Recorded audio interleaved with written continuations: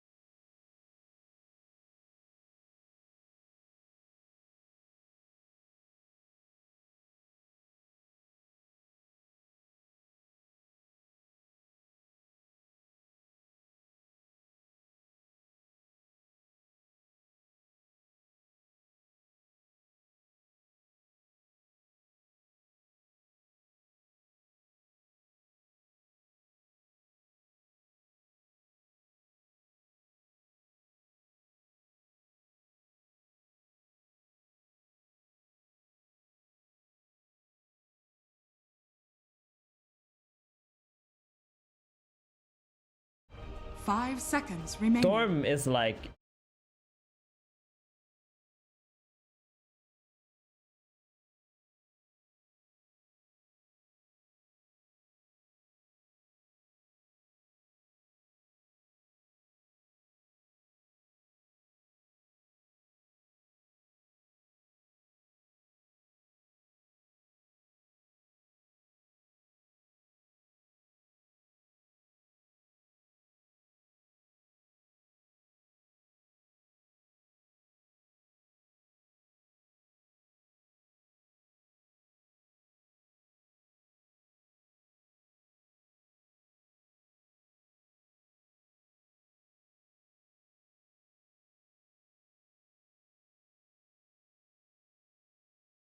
Doing its best at the moment, but final 40 seconds of this pick for RodjER. You're coming in and out, don't worry.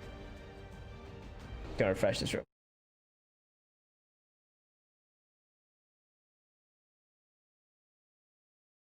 Prediction, Ember could possibly an option, Storm as well, depending on what they want to go for. I mean, it is GPK, he does love playing Storm Spirit, but that's the main thing influencing my the directions. Don't think there's much available other than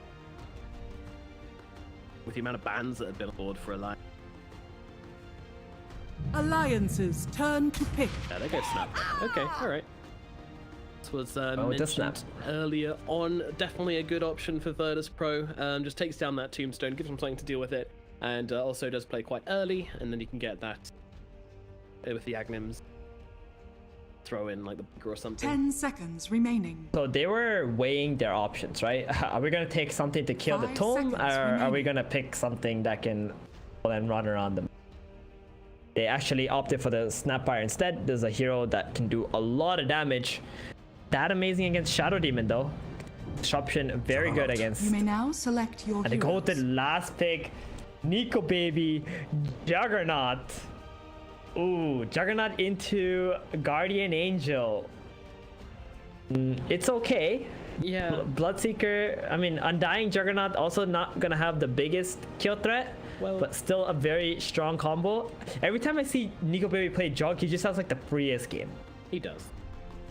Yeah, and honestly, it's not that like. So usually we're pretty worried about this this Omni Knight into Juggernaut thing, but you've got yourself Handskin playing this Shadow Demon. If he wants to, he can go. I mean, he'll definitely go Aether. He can go Blink. But he's gonna be there to purge off that GA and make sure that Nico Baby can land these ultimates when they need them to. So yeah, I actually really like this Jug pick. I think it's very nice. Gives you some kill potential on that egg, and a lot of counters here as well. So yeah, I'm a big fan of the Jug pick. Is it enough to bring the favor into Alliance's side?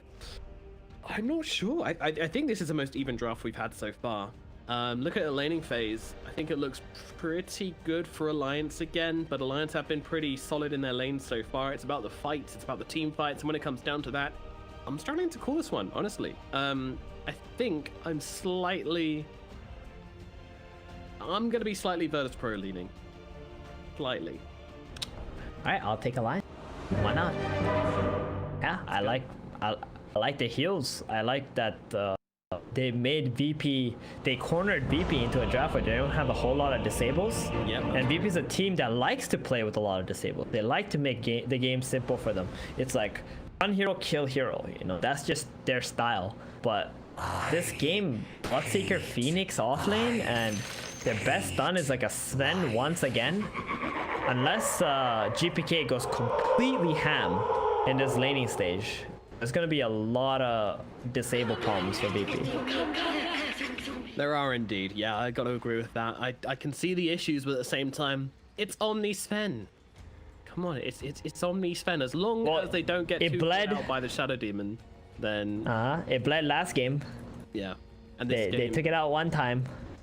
They don't have the Timber though this game. That's true. And S4 is a little bit more vulnerable on a hero like Mars. Yeah. But I still believe in the S5 head. Okay, all right, let's see who will come out ahead here in game at number 2 as we start things off with a pause, just getting things sorted out, some internet's plugged in, some cables rejigged as we get started. It is an elimination match. It comes down to one final game between these two teams, Alliance versus Virtus Pro, who is going to take the victory and move on in this tournament in the lower bracket, and who is going to lose and have to stay home. Everyone's staying home. It's COVID, but you know, go home. We can't say that because it's not a land, so that's all we're left with. Saves Phoenix was very good in game number 1 as well. It doesn't quite have the same freedom this time, I don't think. Last time they had so much AoE with the Sven and with the Queen of Pain, just protecting the egg. I mean, maybe they do with the Snapfire, but I kind of feel like the Jug can just run in and start smashing it, and they've got the arena to try and like give them the space they need to destroy this egg if it gets too aggressively poked. So I don't think Saves is free to drop these supernovas down as he wants in game number 1. He really isn't. There isn't a whole lot of protection from him. He's gonna need DM to be very farmed and tank up a lot so he can run in and create a lot of chaos. Same with Epileptic Kid. Bottom, Mars versus Shadow Demon lane. Sven should have a pretty good time here. He's not going to be too afraid of dying, I want to say, because the Omni isn't really going to leave him at any point in time. But as for, he might be in trouble when Hansken goes for that 4-minute power room bottom, as we saw in game number 1. VP doing that thing where they just go really aggressive when the enemy support leaves the lane. See how these lanes seem to go. I'm certainly interested to see which way it will fall, because Lions have been pretty dominant in the laning phases in the series so far. Virtus Pro, they've got I still don't think they've got strong lanes. Like they just don't seem to care. They're just like, you know what? Screw the lanes. We'll just come back by fighting.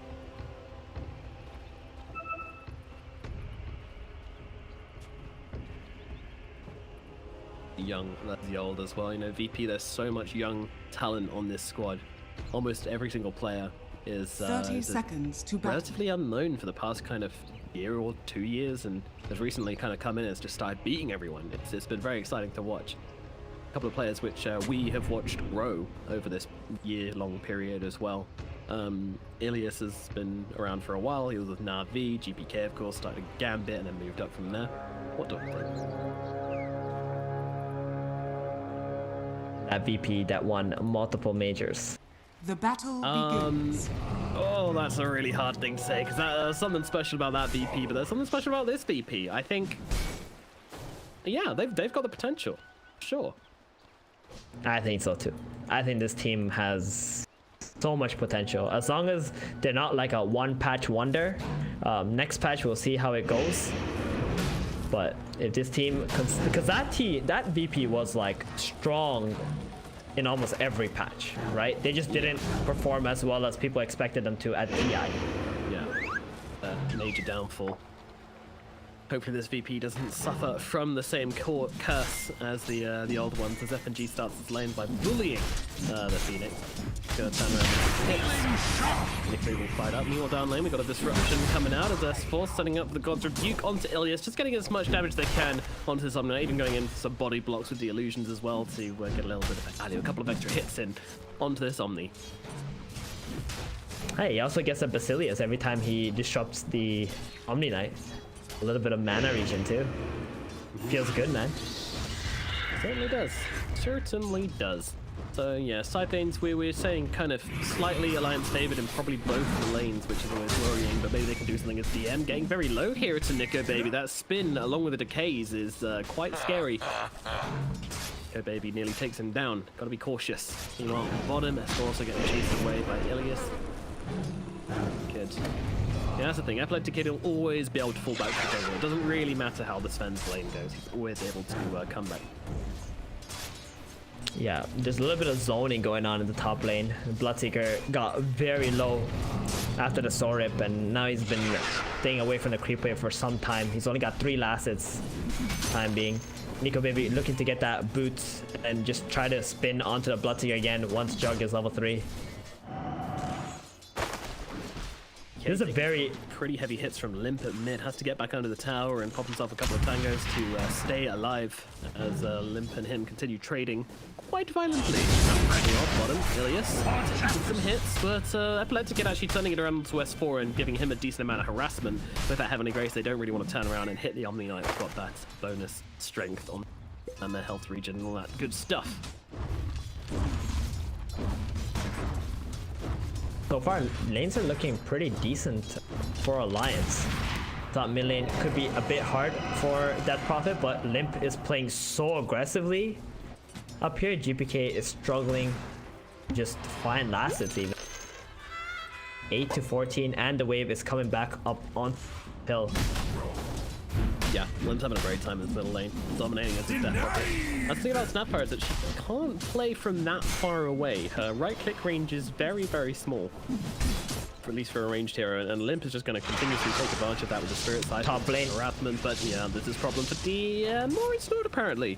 They just want to keep on chasing him away, keep on controlling him up. They've got the creep wave coming in, don't need to overextend for any kills, just keep the harassment going on to him and force him to... Got boots now, pops the mango, ready for that next Blade Fury. He just needs FNG to maybe get 2 decays out onto the Bloodseeker first.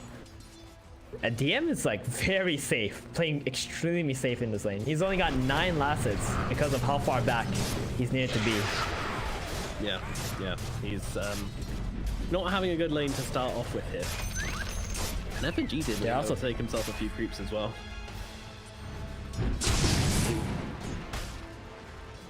Up into 2, and then getting the pull off. Yeah, FNG's spectacular job up in this top lane, just playing for the XP first. Again, this lane only gets harder for Bloodseeker. It's gonna get easier anytime soon. He's gonna have to come up with another way to play in this early game if he wants to have much game impact here. I mean, I imagine it's just going to be a case of they'll try and play with the lanes and get him to farm under his tower and then maybe start rotating in some other lanes or even jungling with the blood, right? It's possible. It doesn't feel good to do so, but it's possible.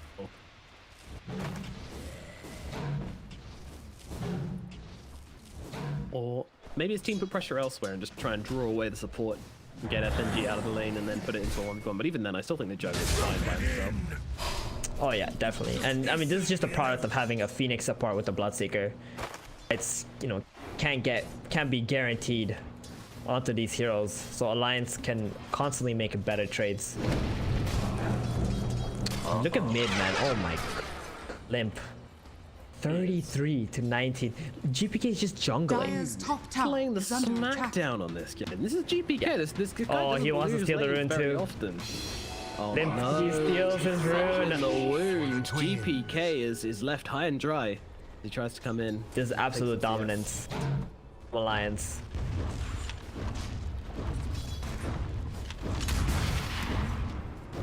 He's able to secure that range creep at the very least for himself, but still GPK by no means happy. He's going to have to walk back to base to get that mana back, to get that bottle refilled.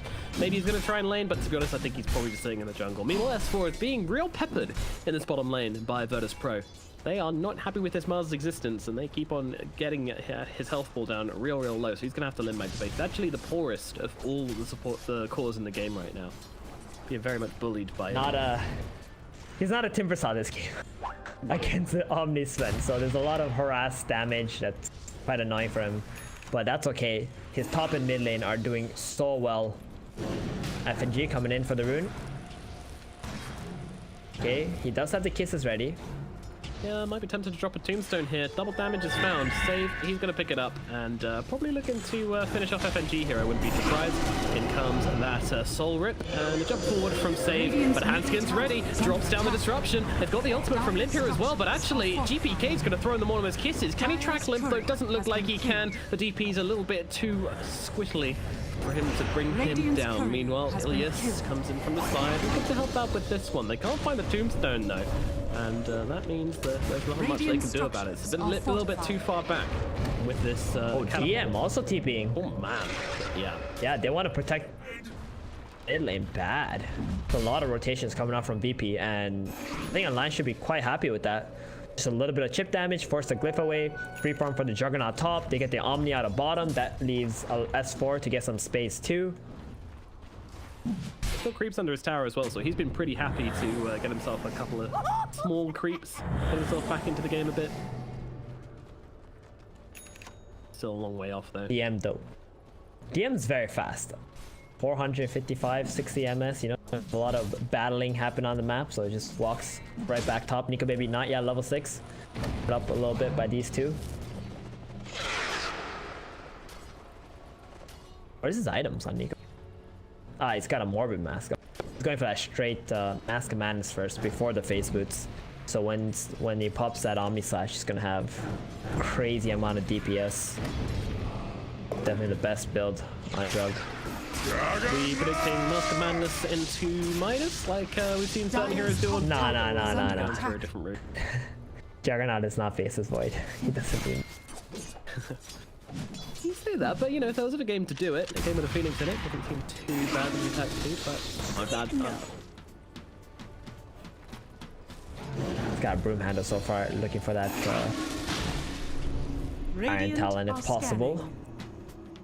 I guess the big play right now we're looking for is Limp with his next EXO. Is he gonna make another play onto mid, or is he gonna go bottom? Game is starting to slow down right now as the heroes are getting to like level 5, level 6 areas, and both teams kind of just respecting the power levels of each other. Yeah, there is a lot of respect, and everybody's kind of just tiptoeing around each other. No first blood. No first blood. No. Last game we wait until we had an ultimate. I think in the bottom lane until we saw first blood. I believe that was a Mars, I want to say. So. No, it was S4 on his Timber. Oh yeah. I mean, and here we go down to the bottom lane. They're going onto the Mars S4. He is absolutely going to get his mushroom sauteed down here by GPK with the rotation in with the Modern's Kiss and the God Strength from the Sven. Goodbye, little Mars. Made the rotation. Yeah, and GPK. Very nice. He also gets the first blood. He really needed that because he was falling very far behind the DP, almost 1,000 gold. Oh yeah. Look what he's queued up this game. Is this the Topson build? Is it? Looking like gonna be that first item E-Blade?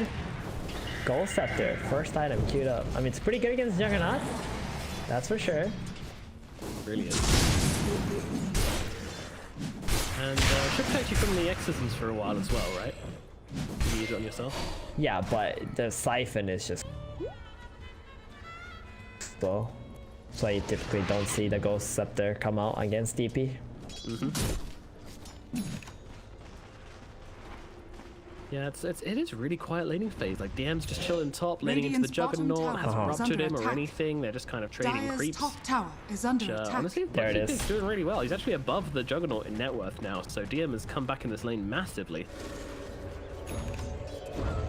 Ever since Undying left top and DM walked back top, he's been having a pretty good time. And bottom lane, they're gonna pop the EXO there. First tower being taken. And the second tower top for Virtus Pro, as they brought a lot of heroes up here, committing to this. Yep. Just making that mirror movement, trading the bottom tower from the top tower. We see it all the time. Top tower has fallen. Well, no one really cares, to be honest. It just means the carry's probably going to move to the opposite lanes, do the old switcheroo, and life will go on as normal. Sven having a much better game this time around, not having to lane into the Timber. Level 8.5.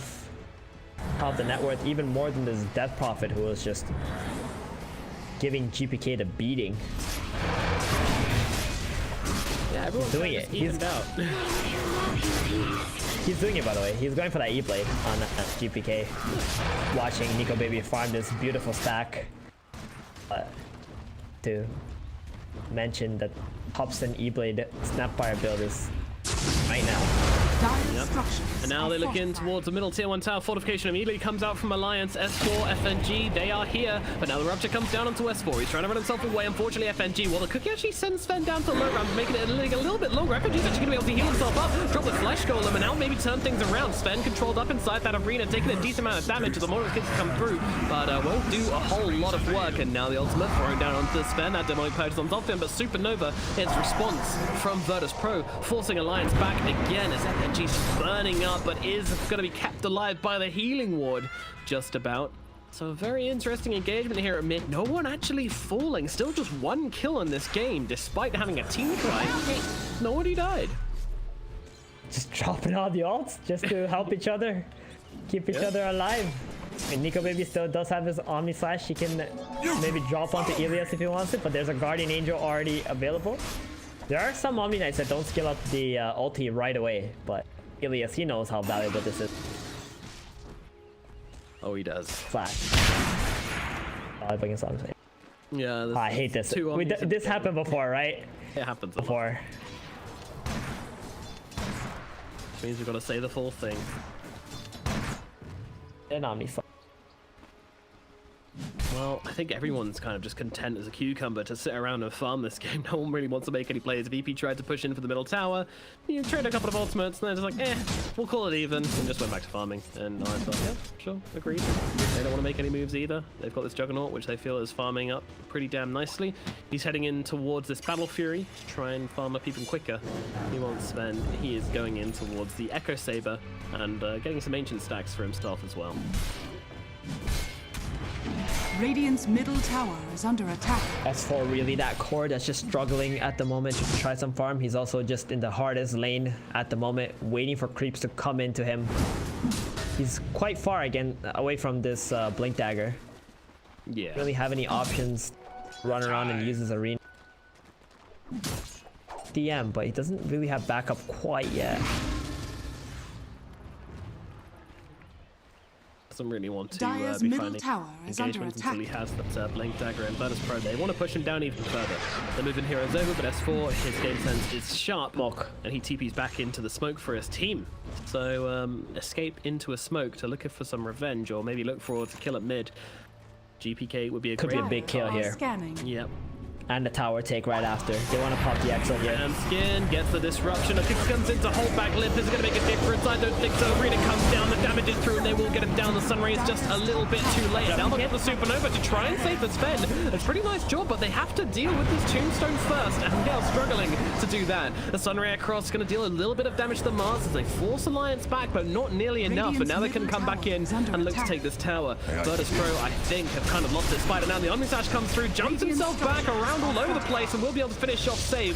FNG will get the kill. Fortification used to get that switch on the tower, but the middle tier one surely will fall here, though I say that. The Sven's coming back in. DM's here as well, throwing down the blood rights, but it doesn't matter. Alliance have taken it. They get the tier 1 first, and that is a big step forward for them. But will Virtus Pro want to make a similar play when they are all back alive again? I don't think they can. They don't have the God Strength available. No God 1 more minute left. Supernova. Yeah, and no easy just initiation form right now. Actually, Bloodseeker does have the Atos.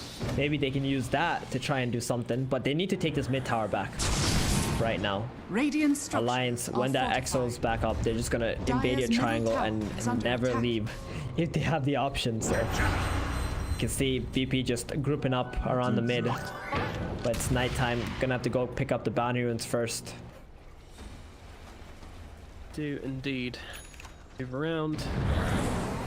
Get them a little stash of gold as VP mount their attack. Yeah, they do really want to force this, huh? They've got a catapult. Warcry to come in, start dealing with the direction of the tower. There is no fortification available from the Radiant, and only just unleashing onto the FNG. But yeah, he managed to get out on Tombstone. That means Virtus Pro can't really fight into this. Like, they have no way to jump in and destroy that Tombstone, so they will just have to back themselves off. Big problem that GPK can't actually come in and kill off this Tombstone most of the time. They're there for a very long time under this tier 1 tower. Exo's up in 20 seconds. Ooh, they're gonna drop the ulti for this. Alright. Alliance, they're finally gonna say, hey, you know what, guys? You can take it. You've earned it. You've done a good job. And now, well, the Nautilus Kisses with the Supernova is gonna finish Handskin, but it's only Handskin. This is a pretty good trade, all things considered, for Alliance. As now, Virtus Pro, they won't have their God Strength, they won't have their Supernova, they won't have their Nautilus Kisses, like a ton of ultimates on cooldown for them. Alliance pretty much have free reign of the map now for the next kind of minute. Yeah, they got that level 2 Omni Slash up.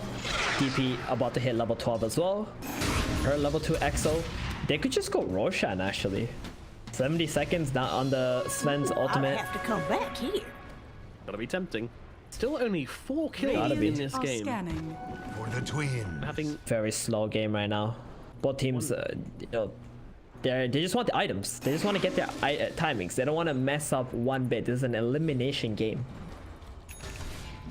Fear one nothing. kill every 4 minutes is what they're saying on.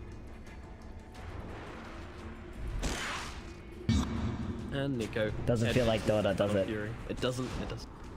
He's nearly there though. He just needs to finish off this ancient camp, and he is going to have that Battle Fury completed. 17 minutes, and he's got himself a Mask of Madness and a Battle Fury and Phase Boots. Feeling pretty good on the Juggernaut. Not spectacular, yeah, he is. but pretty damn good. He will be able to keep up with the Sven. The problem for Nico Baby this game is definitely just the Guardian Angel, right? Oh, top. Got one. Oh dear, yeah, they go fishing and they catch themselves a DM fish who gets taken down very, very quickly inside that arena. That'll be that. Tower probably to And the tower too. That's a level 2 EXO. So VP, you know what that means? Enemies down a big key spell. Let's try to do something ourselves. Sure. Again, Nico Baby, And then gonna try and go into Nico Baby the cookie. It was a nice idea, but it doesn't quite land, and that means the Juggernaut's going to be able to spit Radiant's himself to top tower safety. is under attack. I'm not sure even if that cookie did land, they would have been able to do something with it. They have no stuns really. Like the Sven stun has a projectile speed, and by then Juggernaut would have just been able to Blade Fury. Kick him out of the lane at least, right? That's what we're able to accomplish. Radiant's top tower is under attack. So, Virtus Pro, what is their idea of a play? Do they want to try and position themselves for RodjER? They want to try and take this final tier 1 tower at bottom? Or do they want to invade the enemy jungle, get some vision down, and start setting themselves up for a more aggressive mid-game? They might just want to wait for the BKB first. Oh no, they smoked under a ward. About, what, 800, 700 gold away from this BKB too? Ooh, if this goes bad for them because of this ward. Oh, the Ruptured Illusion. Yeah, that illusion was well within smoke range as well, but you know, DM a little bit Radiant's premature, top just tower is you under know, really attack. wanted to wrap to that profit. Know how he feels.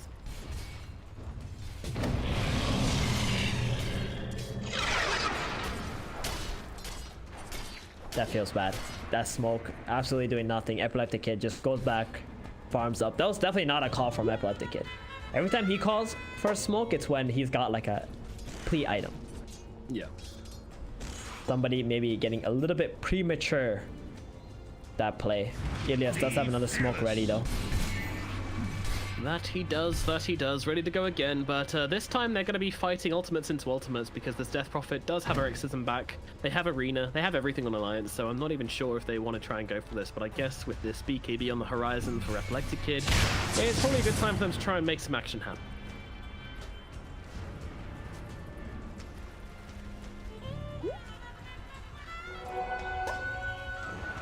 I think I'm starting to remember there was a time where Juggernaut fought against Omni Knight, and I think it was also Nico Baby. He had like a nullifier that time. It worked out pretty well that game, if I recall correctly. I think it did too. Radiant I think it are was that good. scanning. I'm impressed by it. I seem to remember that one. Oh yeah, it was against Mud Golems. They were playing Omni Radiant's Sven bottom as well. tower is under attack. Yeah. And they actually picked the Juggernaut into the Omni Knight. So there's a lot of people who always doubt, like, Radiant's why would you pick the Juggernaut into Omni? But, you know, Alliance are pretty confident with Radiant's it. bottom Here's the tower is Roshan. under attack. Nico Baby still bottom, though. He's not coming back yet. Defend this Rosh play. How's this tier 2 tower? And let's not forget, they've also got the Shadow Needle Demonic Curse. They don't even necessarily need the Modifiers. They go for this Roshan. Rena's going to come down. S4 trying to make something happen here, but unfortunately you can't stop them taking Rosh. Now the Aegis goes into the hands of Epileptic Kid Alliance. They're still going in for this. They really want to try and squeeze this lemon, but the Sven's going to just finish that TP, get himself away. DM might not be so lucky as S4 tries to run him down. Nico Baby running forwards with the spin spear, just about connects onto DM, and Nico Baby should be able to bring him down, although he's invisible. He's got the glimmer. He's running one way. Are they going to predict this? DM turns around, throws down the Aegis to hold back the DP. He's running to the trees, surround again with the Blood Right, trying to get himself out. The Crypt Swarm won't quite reach, neither will the Poison. Got another magic cloak here as he runs himself away. Glimmer Cape down to the south as he actually get out of it. They still see him though. DM, he has to try and get himself away with the TP. They don't predict it with the spear because the spear's not available, and he will get himself away. The great escape from DM. Dude, VP literally just got away with murder, right? They got the Aegis. They had to pop BKB. They had to do everything to just get the Sven out of there. The one hero that Alliance might have been able to kill also survives, and they bought so much time while Epileptic Kid was able to push his bottom lane all the way to a tier 1 tower, and now he has God Strength again. That's how much time DM just bought them. Jesus. Yeah, and Alliance don't have EXO Radiant's anymore. top tower is under attack. Next minute gonna be a bit Dire's rough. bottom tower What a has messy fallen. Roche though, like what a messy Roche. It took them such a long time to make the decision to actually go into that pit, and then they were just getting rained on by the Dire's spit bottom of tower is Mortimer, under attack. and that Radiant's stuff top burns. tower has fallen. Definitely. But Alliance, you know, I think they should be just happy with splitting up the Radiant's map top right now. tower I don't is think under Nico attack. Baby really feels comfortable joining up in the team fights Dire's quite yet. bottom tower is under He wants to attack. play that split push game. He knows he's pretty invincible because there's no way to stop this spin TP. And BP constantly gonna have to go back and defend. Radiant's top tower is under attack. There's Epileptic Kid. He's going for the basher. He knows he needs this. Like, oh wait, what? Goshret? That was a misclick. Oh boy, they're gonna see this too. They're gonna ping that out. Yep, they are. Epileptic Kid, he's just like, I don't even need this spell. So yeah, game's gonna slow down even more now, folks. You thought because we had a Aegis, we were gonna be going for it, but nope. They can't. Oh, yeah. They really can't. Without the Goshret. What's this overlap? It's kind of. Be? So he's got 80 seconds until it's back. He's got 2 minutes. So yeah, basically, he's gonna have about 90 seconds to make a play with this Aegis now. Not ideal. Dire's top tower is They're under looking attack. for a fight right now, even though there's an Aegis up. Like they know without the Goshret, they can't battle, right? So smoke up from Alliance, very good call from them. Radiant's middle tower is under S4, attack. I'm not sure they want to go on the Dire's Bloodseeker. He's top definitely the tower is under tankiest attack. hero on the side of VP. Apart from the Sven, he's got a plate mail, a glimmer cape, plenty of magic resistance. Wait. And don't forget that 6 armor talent. Wait. Yeah, holy Radiant's smokes, bottom tower 50. is under Wait, is that attack. right? 52 magic resist on the Radiant's Bloodseeker? bottom tower has fallen. I think it's just bugged probably for me. Oh yeah, he has another I shot. got that as well. Yeah, he's got That's another why. shot. Yeah. Good luck killing DM. This is one tanky little dude. With the Warcry, he's sitting on 44 armor. Radiant's bottom tower 72% is under physical attack. resist. And that's, You don't want to jump the Bloodseeker, that's for sure. you do not. That would be considered a bad move. Check out. Walk around. They're gonna go in. This time it's gonna be the Undying first. He's gonna just straight up pop the Tombstone, and they want to turn around and destroy this one of VPs. They're gonna throw out a couple of spells. Once GPK gets to work, destroy the Tombstone. Does so. S4 trying to play around that Tombstone. Meanwhile, Supernova incredibly brave and it gets killed off pretty instantly. Meanwhile, Lip had to put the BKB to stop himself getting killed off by the Mother's Kisses. Epileptic Kid come forward. Looking for the Juggernaut. Nico Baby can't quite get the dodge onto that stun. Now he has to play around. Handskin. Uh-oh, he gets found. Now the Omnisash comes through onto the Sven. Can he do enough damage to actually bring down his first life? He can. But now Nico Baby's in some trouble. He's does stuff for a little bit longer, getting back to his team, regrouping on Alliance, but they are 2 men down. They can't take this engagement. They're going to take the Aegis and they're going to leave. That's also a double buyback from VP though. That's a 2 for 2 and 2 buybacks from VP. So huge win from Alliance. Sven did have an Aegis. He had to pop the Omni there. I'm not sure if he had to, but he did. It was like 30 seconds left on that Aegis, so he's going to be happy about that at least. Kid. Omni going to be on cooldown for some time. Also the EXO. I don't think VP is done. They want to keep going right now while Alliance don't have these 2 big key teamfight spells. Dire's middle tower is under attack. Hammering down now on the middle tier 2 tower. GPK blasting away with the little shredder. Spell feels Oh, a Mars. bit nice. No, S4. He's so dead here. Man, this is not a neighborhood you want to be ETP. hanging around in. Use your mum and episode. Bye-bye. Handskin throws in the disruption, you know, it makes his suffering last a little longer. Thank you, Handskin, but that is most definitely a dead Mars. S4 only had 1 death and now he's back instantly. Feels bad, man. He TP'd into a vision, like a ward, right? Lions didn't have any vision on the bottom side either. I'll take that as tribute. He should have been a bit more careful with where he was going when he revived. It's okay, he has another 40-second timeout to think about his decisions. What he wants to do next. Think about his mistakes, think about what he's done. Child. 2 minutes until Roshan could spawn. That is when the timer's going to start, and that is when we shall know the next objective for both these teams. But Virtus Pro, they're feeling strong. Even though there's no real gold advantage here, they just feel like Epileptic Kid's a king.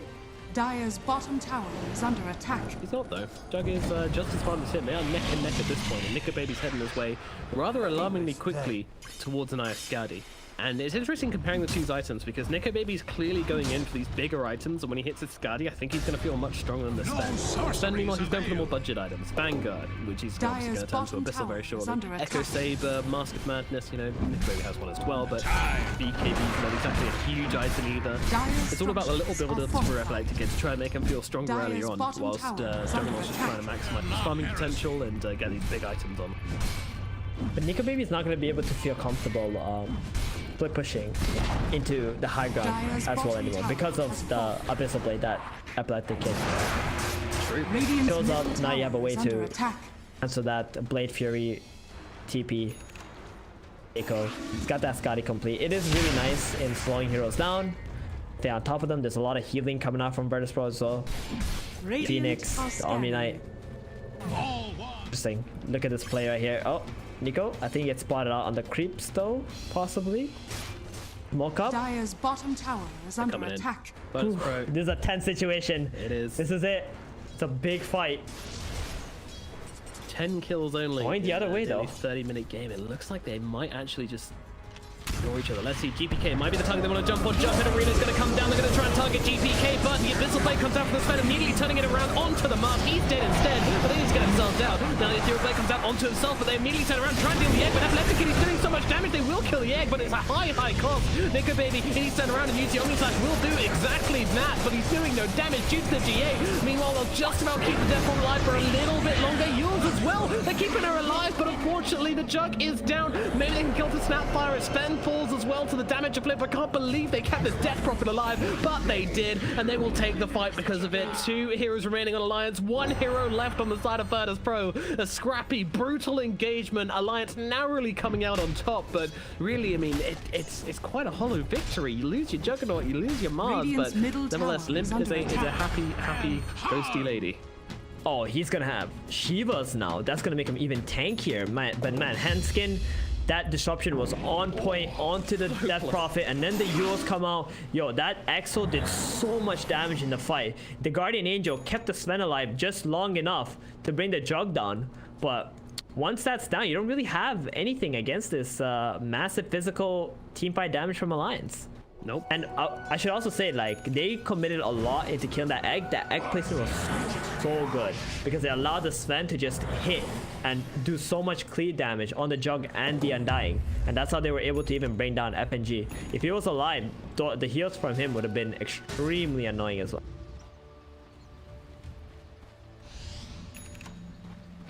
My goodness, what a team fight from these two teams, really locking horns, and the clutch plays. I mean, Hansken has to be a standout performer. Once again, the Shadow Demon proving to be the most value pick for Alliance in this series, turning the team fight around with that disruption onto the DP whilst her exorcism was still going on, and then she can turn around, get off the Spirit Siphon, heals herself up and survive that one, and now she's rocking up with the Shiva's Guard. She's playing with the big boys almost.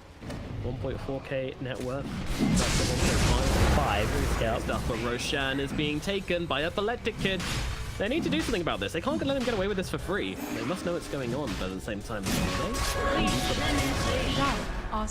they right now pings out from FNG. It's dying fast.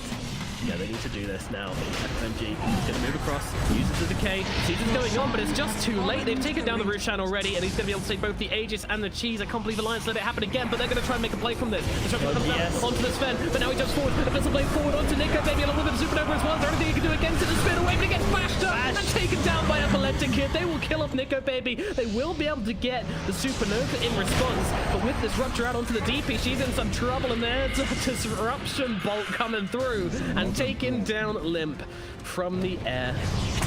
Wow. A very cool spell, aren't you? Meanwhile, oh dear, S4.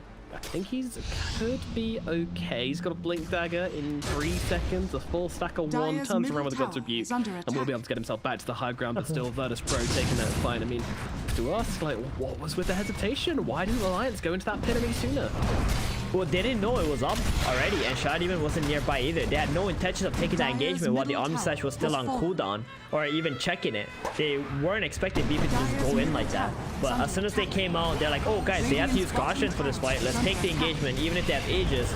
But Sven still had about 7 seconds or so left Trent, use that time to just commit onto the Dire's Juggernaut. middle tower has Big fallen. plays from Epileptic Kid to not like try to run away while it was running out, but try to kill the Jug instead. That last dash though, oh Dire's man, that was middle pain barracks has fallen. for Nico baby. He was 100% out of there with that Blade Fury if he did not get hit. I know. That one's really got to hurt. They'd already used a Rupture onto the DP as well, so it wasn't even like they had that Dire's one middle available to barracks throw as he has was running out. They get a Rax.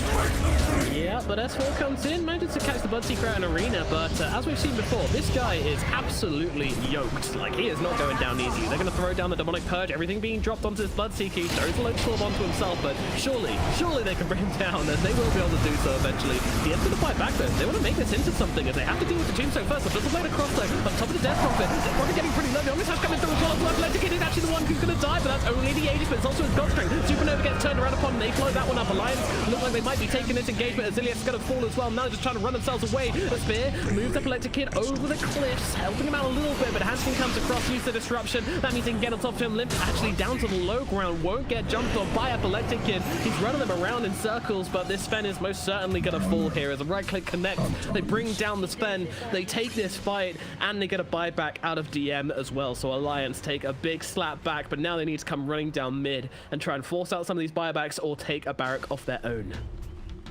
Oh, that Guardian Angel came Radiant's out middle way tower too is under late. attack.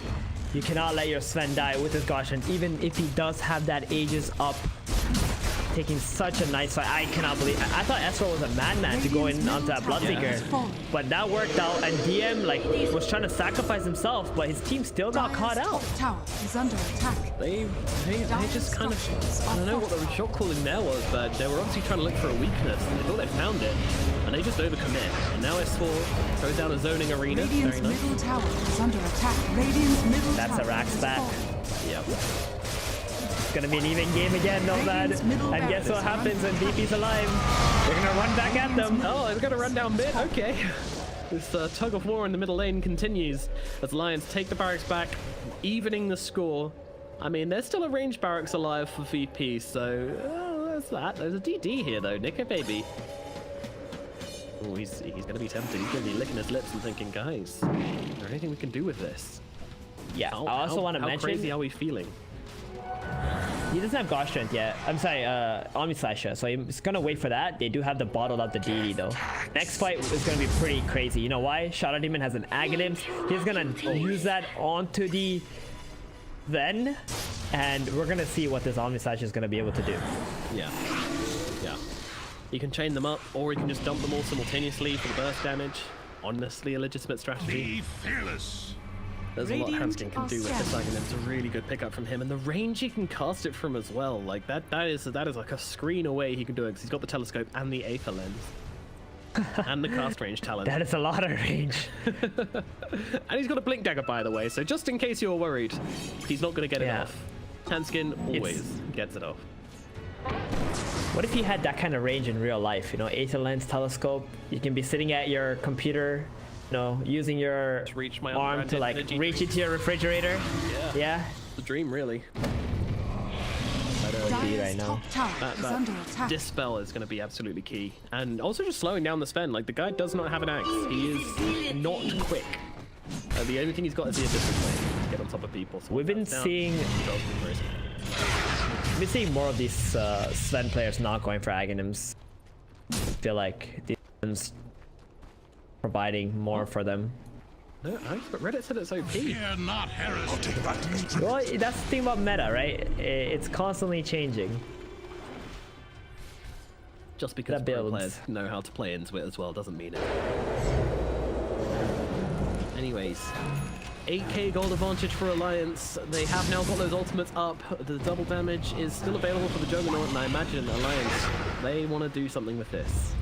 The armor VP walking straight into them. They are actually gonna smoke up again. Their initial smoke didn't work out because Alliance just instantly backed off, right? They know they need all their skills up to be able to fight. Double damage. Now VP gonna do it again. This is like a 50-50 engagement into a DD Juggernaut. Could be huge. This could be huge. That is probably They if they can smoke up too. find the right engagement, this could still be good for them, but it's a big ask. It's a big ask. The Virtus Pro said They see the DD? Maybe. They purge him. Oh, Going in. they get their demonic purge out onto him immediately. He has to go in. He has no other choice. The supernova thrown down on top of them as well. AlWAYSWANNAFLY trying to get his damage off. They focus down the Sven instead of the egg. Oh no! And now they're actually going to lose Nico, Baby, and FNG and Hanskin simultaneously. Oh, there's just too much damage around this team. But Limp, he's still trying to make some plays here. I'm not sure he's going to be able to though, as he's being kited out pretty badly. As GPK finishes off S4 around the side, and well, that's going to be fight over, folks. They will lose Ilias right at the end as Hanskin drops him. Very, very weird fight there. I mean, I think some of them went for the egg, some of them went for Epileptic Kid. They couldn't make up their mind. But how did Sven survive that? Oh, the Shadow Demon Purge, it already ran out, right? The Snapfire decided to jump into the backlines going for Hanskin, so he couldn't throw the Purges on anymore. So Nico Baby really hesitated in dropping that Omni Slash onto him. Because if the Guardian Angel comes out and if the Omni goes on cooldown, that's like the worst case scenario for Alliance. So he doesn't use it, he pops a spin, and that just made it such an awkward engagement for Alliance already. That being said, Limp's Death Prophet is still an absolute beast right now. Even though the Jug died, wasn't really able to get anything off. This EXO is just doing an insane amount of damage at the moment. Managed to hold off DP, and Juggernaut is back alive. It's like that fight really didn't accomplish anything for either sides. Dire's top tower is under attack. But one thing to say Dire's top tower is has fallen. Abyssal apparently has a better cast range than Omni Slash. Yeah, because he actually popped the Abyssal before Nico Baby could get his Omni off. And that's how that fight even started off. Epileptic Kid, he's really quick. Yeah. These plays right now. I think with Telescope it gets close, but Abyssal Blade definitely. These fights, every single one has been so nail-bitingly close. Like that one, instance from losing both the Sven and the egg. Instead, both survive. Alliance kind of lack the focus, and because the Jug is spinning, he can't really finish off the spin, so it gets very awkward. Now we're back to well, an even game, which we've been saying a lot because it's true. It's very, very close. Roshan will be respawning in 10 seconds, and that is what everybody's eyes will be upon. This one is huge though, as Pressure or Aghanims, both amazing for Alliance because DP wants a second EXO. VP also want a second God Strength. What's they got? The Aghanims. Yeah. Then both carries he would love it. Bad. Yep. That's what Jug. Yep. Both carries Juggernaut exactly. Hit that quick slash. Ooh. Getting tense. This is it. This is the big fight right here. Hold me. Radiant are scanning. Satanic on Sven now. I love Epileptic Kid. Like everyone else is just like, oh, don't go into Roche Pit. We gotta feel it out first. And Epileptic Kid just pops Walker and just kind of comes charging in like, yeah, Roshan. Like, no, Epileptic Kid. Wait, we need to do this tactically. Oh, okay, sorry guys. Ooh, guess what GPK is? Level 25. Oh no. That's big. Daedalus. No. He did so much damage in the last fight with this already. With level 20. And now he's level 25. This is gonna be berserk. I mean, GPK has had such a bad early game. We kind of forgot about him, didn't we? And now look at him. Did. That's just. I have better items than like. Oh, they really don't, huh? What's up? On BP. I was thinking maybe he has Spell Prism or something. Alliance gets the Spell Prism, of course. That's Prophet. Spell Prism, big item. What a bounty! BP just holding back. Both teams really holding back here. Who's gonna make the first move? Who's gonna make the first play?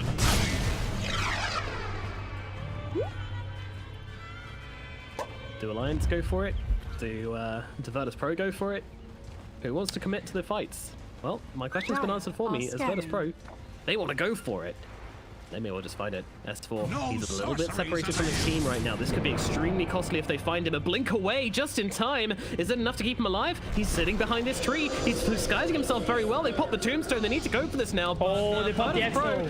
They dare back away. Alliance, they can't let them escape. They need to jump somebody here. And Skin, he's ready. With the blink in and with the ultimate, the RodjER comes down onto S4 to try and control him up. And now Sven pops the God Strength and all hell breaks loose. S4's going to be the first target here. The Sven tries to scale something. Will be able to take him down. The only time coming through to GPK. And they lose him on towards Epileptic Kid as well. They maybe trying to cut through him. They try to cop the GM onto him, but immediately purged off by him. But it doesn't matter. They've got so much damage. The crit comes through, but the disruption as well to save Nico Baby's life. But he's running out of spells. He needs to get himself away from this. But he's just surrounded by heroes. Tries to fight up in the GM. Meanwhile, the Fender trying to deal with that. But can they do deal with Epileptic Kid actually? Limp and S4 just turn around and tear the Sven apart. And they don't lose anyone on Alliance except for S4 and Undying, who both buy back into the engagement. And now they can run into this Roche pit. And there's no way Virtus Pro will be able to contest this one. Oh, and just in case they won it, by the way. A nice double damage. Gaben says, nice fight, guys. Here you go. I'm so surprised that VP decided to take that fight. Epileptic Kid, he was sitting behind the trees, hoping to just gosh it and go in, even though Death Prophet already popped that Exo. Man, it looked like they could have just got out. GPK was so out of position though. He tried to I think he tried to like cookie up the high ground and just kind of drop everyone with his little shredder, which in fairness we've seen happen before. Like that spell's hella dope. Radiant's but middle barracks are under attack. And his Omni wasn't there to save him, so he saw Hanskin and he took the opportunity to try and burst Hanskin again. And that's what happened. Because as long as Hanskin's alive with this Aghanim's Purge, the Sven can't really move around in the fight. Radiant's top tower has fallen.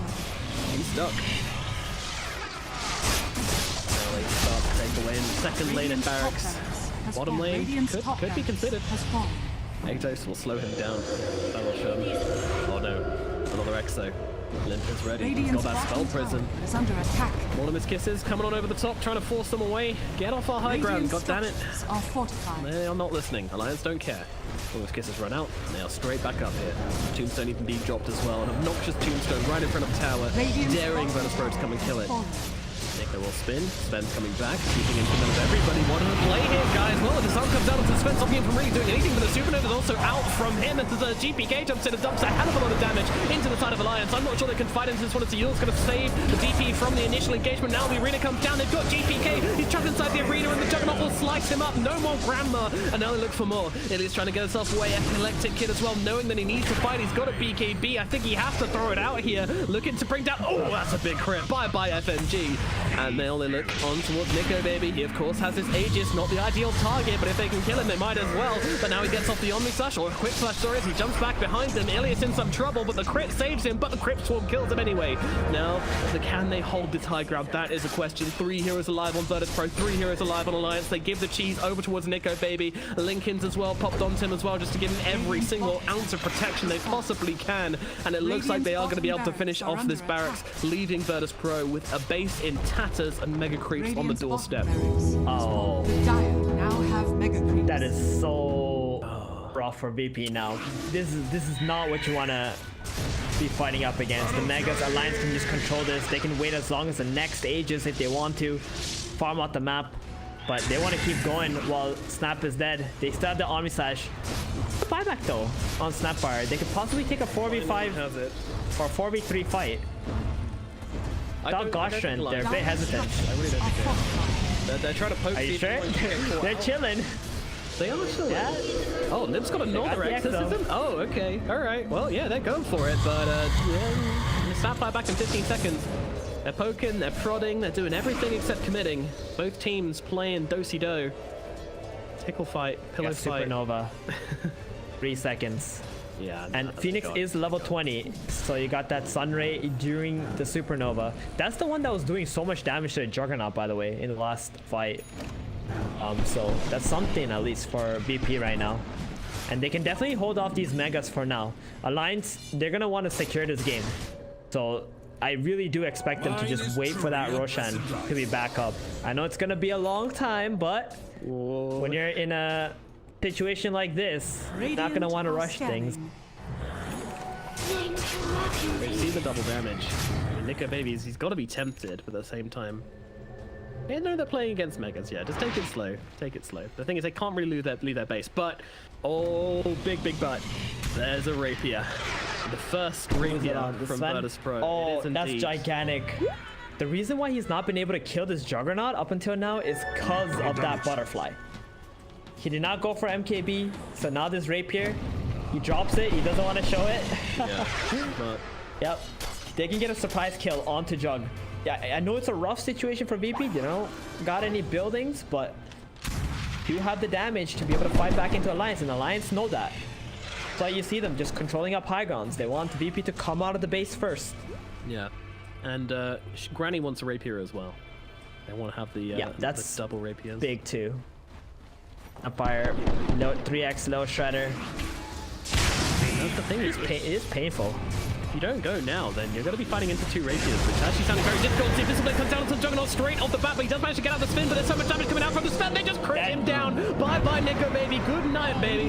As the Supernova comes down, some of his kisses, tickling S4, doing a bit more than tickling S4. Murdering S4 seems more active, but there we go. We have the disruption coming through, but Sage just jumps on his face, says what's up, but Lim is completely untouched on the side of this fight. The GA's going to come through as the Sven trying to look for a target, but he's broken up, taken down. Not much he can do here as he's being controlled up so well, bouncing around all over the place. He needs to find a target, he's getting absolutely mauled by everything, and he will fall right here on the deck, and they will be taken up by S4, who's now looking to slam it into the face of GPK, getting around the back, spear across to the side, GPK being thrown around all over the place. The management comes out from Handskin as well, and S4 will be waiting on the other side with a rapier God's Rebuke to finish the job. Buyback from GPK, but the base is in tatters as Nico Baby takes down DM. DM buying back into this one, Nico Baby going for the tier 4s now. It's a 4 versus 4, but the carry is not there on the side of Virtus Pro, and the support is not there from the side of Alliance. The scales are clearly balanced in Alliance's favor. GPK trying to do what she can, but unfortunately, there's just not enough available in the tank as she'll throw her body in to say, please stop attacking our Ancient, but Alliance, they don't care. They're going to keep on going for it, and they will take down the Ancient and knock Virtus Pro out of the tournament. What a performance. What a turnaround for Alliance here as they find their feet at last. What a crazy fight. Like, Juggernaut dies right away because of that rapier from the Sun. He did not expect that one bit. I thought they were just going to play it safe, but you know, he went out, he died, he got surprised himself, but Virtus Pro chased him out into the vision of Alliance, into that tombstone, which was probably a pretty big mistake. There was no more Lil Shredder to get rid of that. And this Death Prophet, she does a lot of damage. The help with the creeps too, providing so much. That fight on last go Baby's like, yo, hold on, I can just buy back. My team already won this fight. Get out there, end this game right now. And they do that. I am just so dumb. If you ask me, I would have told you VP hands down. Lions proving so many people wrong, winning this series, and now they're gonna be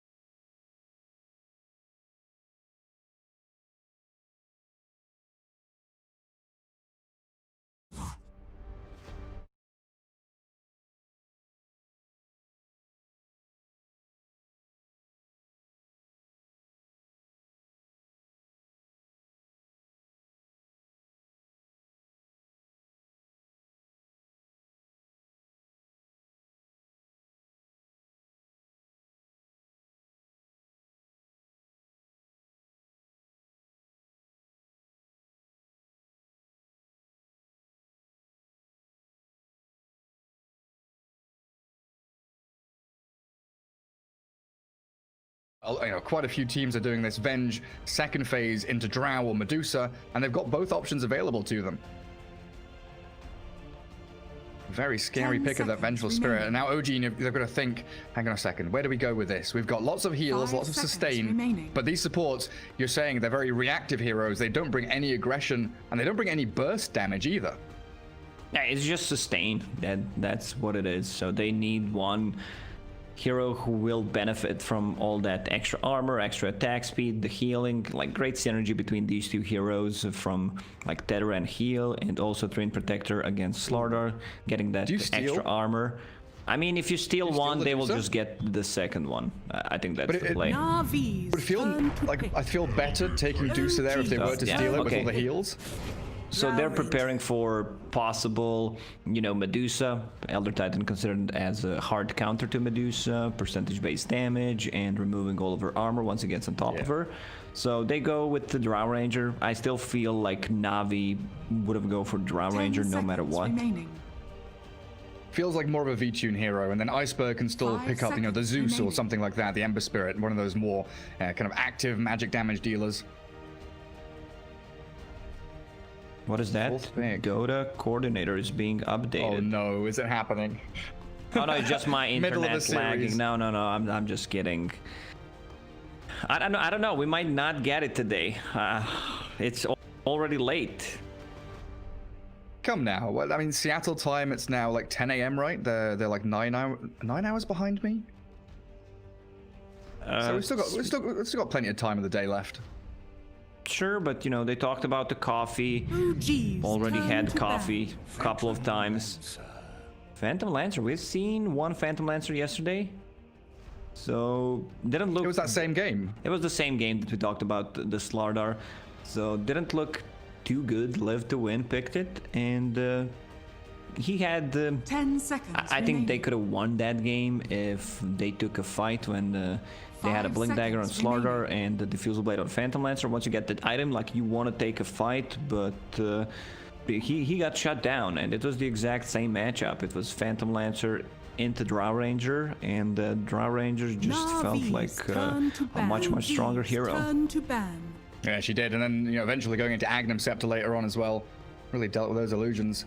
Well, out goes the Zeus. Navi banning it themselves, removing that option for OG. Doom taken out as well, and it looks like OG do have a kind of Navi's single turn to core ban. lineup so far. Removing out the Doom, definitely indicative of wanting to really buff up the Phantom Lancer as much as possible. And he can do pretty well against the Drow. He deals with her all right once he hits his item timings, though. Yeah, he does. That's for sure. But if you're playing from behind, 10 you seconds might remaining. struggle a bit. There's OG's Spirit turn to available for Navi if they want to go that route. They're pretty limited on the lockdown, and it's a good hero against the Phantom Lancer. But they still have the last pick, so they'll just wait and see what OG is gonna get. Yeah, there's also a chance to go like a Kunkka. You've got that tanky frontliner that can play in front of the Drow Ranger, and X marks against the PL. Like, And it's a you can Spirit maybe try and Vessel double carrier. down. 5 Yeah, so seconds remaining. that's actually a good call. If the matchup is good for Kunkka. Navi's That's very true, and they do have that last pick to make sure it is. Mirana for OG. So that looks like it might just be the mid laner there coming out from them. Yeah, I think Kunkka or Ember Spirit both can actually buy Spirit Vessel, especially if Ember changes things a bit. Like, it was a common build on Ember 3-4 months ago. Everyone was just 10 rushing it, seconds and remaining. Yeah. then kind of people realized Ember's not that strong of a hero. I think 5 his win seconds rate was remaining. like pretty awful, and people just stopped picking it. But we So still see him from time to time. Mirana last pick though, it doesn't seem particularly powerful outside of the position 4 role, which we most commonly see her in. What do you think the reasoning is here? Is it just a draft thing where they think they can swap their heroes around more? I mean, they can still swap things around. It's OG. It could be mid IO. It could be position 4 Mirana off lane. Mid Treant. 3 and 5. Or it can be mid Mirana, like IO and Treant Protector 4 and 5. Core ET off lane. Tons of options for them. Well, Navi pondering their final pick. We reckon the Ember Spirit and the Kunkka are probably the prime contenders there for their last grab. What else has Iceberg been playing? 'Cause it has mainly been that Zeus, Dead Ember Spirit, Prophet. Storm. Yeah. I mean, that Prophet seems good, but not against PL and the illusions, because that ulti, you're not gonna get the full potential out of it. A lot of that damage will be spread amongst the illusions. What do you have, Gary? The sack. You may No, now not DK. select Oh, of your course, Lestrak heroes. against the Phantom Lancer. All of Okay. that big AoE damage. That's So nice. let's see who plays what. Topson playing Mirana. That will just go with the standard stuff, but okay. Kazu will be playing Treant Protector. Seb plays ET. I think you're not gonna play Treant Protector as a core, as an offlaner who gets the farm, especially when you have ET on the team and into draw range Vengeful Spirit with that low move speed. You can really struggle. So I think ET will be the core player. Kind of surprised that they took Kazu, you know, as a position 4. Maybe someone out there who plays more of a position 4 could have jumped in. No disrespect to Kazu, still feel like he's a good player, great streamer. Very educational. Yeah. It might be one of those things, you know, Kazu, after leaving Crazy, you know, a lot of players after leaving a team think about the role swap, or at least they want to expand their horizons. Maybe, yeah. He's maybe been practicing the pos 4 a bit. So it should be the Seb position 3 Elder Titan. Do you match him up with the Io or the Treant, though? That's kind of my big question here. Where does No-Tail go? Where do the 2 supports go? If it's Treant Protector with him, I still feel he's gonna have much rougher time. But you want to block the side camp, the big one, so that they can't get the pulls off, and like if they push the lane, then you have a longer lane to work with, something that Elder Titan likes to have, so that he has more kill potential. Prepare for battle. Well, away we go. Good luck's dropped in the chat. Seb loves that meow. All chat wheel. And a smoke from Na'Vi going to come out to kick things off as well here in game 1 of this best of 3. It is still the upper bracket. The winner of this heads into the grand finals. As always, want to fly Venge with Iceberg Lesh. Look at Iceberg, a little bit of dancing there, start aesthetic. General on the Slardar, V-Tune on that Drow, and RodjER the Lina. And talking about that long lane that ET wants to have, like, they're putting him bottom. Very interesting. Also, why does Elder Titan portrait looks like Earthshaker Arcana? He really does, doesn't he? Yeah, like the braided beard, that little bit of a helmet on him. Interesting. Yeah, so we've got the Seb ET, 30 Topson mid seconds to Mirana, battle. and Phantom Lancer top for RTW with a No-Tail IO currently, and Kazu Treant starts off with an Orb of Venom. Is it possible for OG just to tri-lane? Like, they're 2 healing supports. You kind of want to spread them across the map, don't you? I don't think you can leave Elder Titan alone, especially if they want to put him on top. So he was just scouting on the bottom lane. Maybe we'll see some lane swaps, but you cannot leave him alone against Vengeful Spirit and Drow. He will get no farm. And that smoke does allow Na'Vi to get out a good couple of early observer wards, one which can spot couriers and the pulls that No-Tail will be trying to accomplish. And one of the other ones watching for maybe that bottom rune spot and the transition from any of these heroes that want to roam in to collapse on those runes early on. Big fan of this bottom lane though from Na'Vi. Slardar Lina, double stun, long range harassment. Io with pretty limited HP and armor. Struggle a little bit, and that's why he's bought a Ring of Protection early on, No-Tail. He knows the Lina's just going to be clicking him, stunning him, and whacking into that poor little ball all game long. And look at General's build, because he has another stun to pair up in the lane. He starts with Slither and Crush instead. Like, if Io gets caught out of position, double stun, they might drop him low, maybe even kill him. That's very true. Well, No-Tail brings out observers, sentries, plenty of regen in his inventory as well. Looks like things going to be a little chill down there for a while. In the mid lane currently, it's 2-0 for the Mirana. Leshrac does land a nice stun on Topson, getting some chip damage onto him though. And Kazu loses Courier up top. But he's dragged the wave across, so Kazu's going to be able to reset that lane equilibrium for Seb to gather up all that lovely experience. It's something that most position 4 players are doing it lately, where you're not pulling it between tier 1 and tier 2 tower, denying XP, stealing XP, whatever you want to call it, from your offlane, borrowing. Okay, that's a precise word. Never going to give it back though. Once it's his, it's his. Nice little sentry there from Kezu, though. Unlocks the large camp. And actually playing aggressively with that Orb of Venom and a big punch from Seb. It's only a couple more, and Always Want to Fly needed the body blocks from VTune to get to the safety of the tower. That camp's super important for the ET, though, isn't it? Oh, yes, it is. Like, you want to get that extra damage from the creeps, and Treant Protector, nice positioning. They know he's there, but Vengeful Spirit has Korea. Aura level 1, so can't do really much. Maybe Always Want to Fly, you know. If I die, I can still do things type of a build. He's getting the punches from Kezu, though. Oh, that's some real nasty stuff. Are you a fan of Aura level 1? I quite like the Wave of Terror. Not really. Yeah, like, you're not doing anything. It's not that much. 4 extra damage and 50 attack range, so like compared to AoE -3 armor. Oh, Seb. Does he die? Nah, he needs to stop, but there's the stun. And No-Tail dies down bottom. Aggression on both side lanes. And No-Tail getting out of position against that double stun and the level 2 bash from General.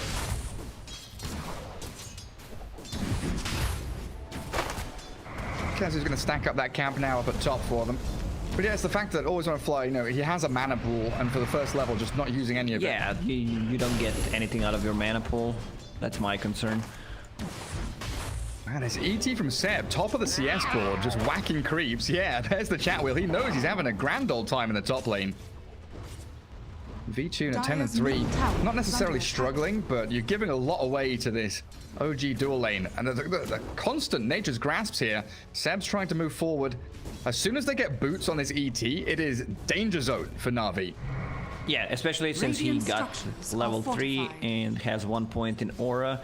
Boots coming on the courier, and I love Kezu's build. Like, he doesn't put a point in Leech Seed, instead gets the living armor. No-Tail drops on the bottom once again, so this double stun lane, there's no counterplay to that. If he gets Dire's middle caught, tower he's is straight under up attack. dead. Yeah, I mean, this Lina with that attack range is pretty insane. Yeah, your safe laner can help you. Like, what are you gonna do? Use a Spirit Lance? I don't think they care too much about it. There's the stun. And a crush. 1, 2, 3, 4. Bash is coming. That's good damage, but he will doppelganger away. But you can see the potency of this dual lane from Na'Vi. Really laying it on thick as OG do Radiant's start to middle worry tower about is it. under attack. And then peeking in towards Topson. mid lane. Yeah, look at Iceberg. Cheeky little invis rune trying to go all the way behind the tier 2. Iceberg still saving a point. Usually you get 1 point in Edict on 5, so you can put some pressure on the tower. Arrow will not get him. And bottom lane again, they're just launching stuns towards RTW. No-Tail's there with a tether, but with no salve down here, the Phantom Lance is in a spot of bother. Bounty runes are coming in a second as well. And we have seen RodjER land a number of these 2-man stuns which just open things up for General so nicely. No-Tail's positioning has to be absolutely perfect. Looks like Shrek will be able to grab the secondary bounty rune down bottom. Refill his bottle up while Topson, yeah, they're even scanning for it and make sure that he can refill his. Who got the second one up top? Kezu managed to gather it up. The prize is mine. Now this bottom lane's not going well. Slardar's having a complete free farm LSA from Lina. Radiant's Another courier bash. has been killed. No further crushes, and they lose the courier as well. Man, Lina with 670 attack range is just this mobile artillery, right-clicking into people. Yeah, for some reason she's a budget sniper. I don't know why, but Lina in this patch feels very powerful. Like, people try to flex her, players at 5, play her as a mid laner, but still the best role feels like position 4. Yeah, we've seen a lot of like the Blightstone level 1 leaners as well, just really an oppressive force in the lane. Going on to No-Tail again, General just forcing them back away from the creep wave. Lina not really nearby enough, but they could be ready for round 2. You know, General's putting Io within kill threshold, so they can go in like this. Bash into Crush. RodjER's not in position though. A little bit slow on his movement, so No-Tail will be alright. Topson wants to make a move. He is level 6 with the haste rune. Either he pops it and runs, or just the TP rotation. So something they can do is try to bait on the bottom lane. Like, I don't think you can get a kill on Slardar because he's a bit too tanky. 1.2k HP, but you might get a kill on RodjER. Bit of damage onto the Treant. Drow Ranger has to fall back though. Multi-shot comes. Kezu drops. Good setup by AlWAYSWANNAFLY there, as Seb was unable to stick on the targets due to the double range lane that Na'Vi have up there. While down bottom, no tail, tethers away. RodjER's looking for the Light Strike array. General moves in towards the Phantom Lancer instead, changing their targets, and it's so much real, consistent damage here from Na'Vi that OG just can't withstand it. And Topson still lurking around the mid lane, arrow on cooldown. Leshrac just TP's out. Smart move by Iceberg, back into the fountain. And that's I like understand.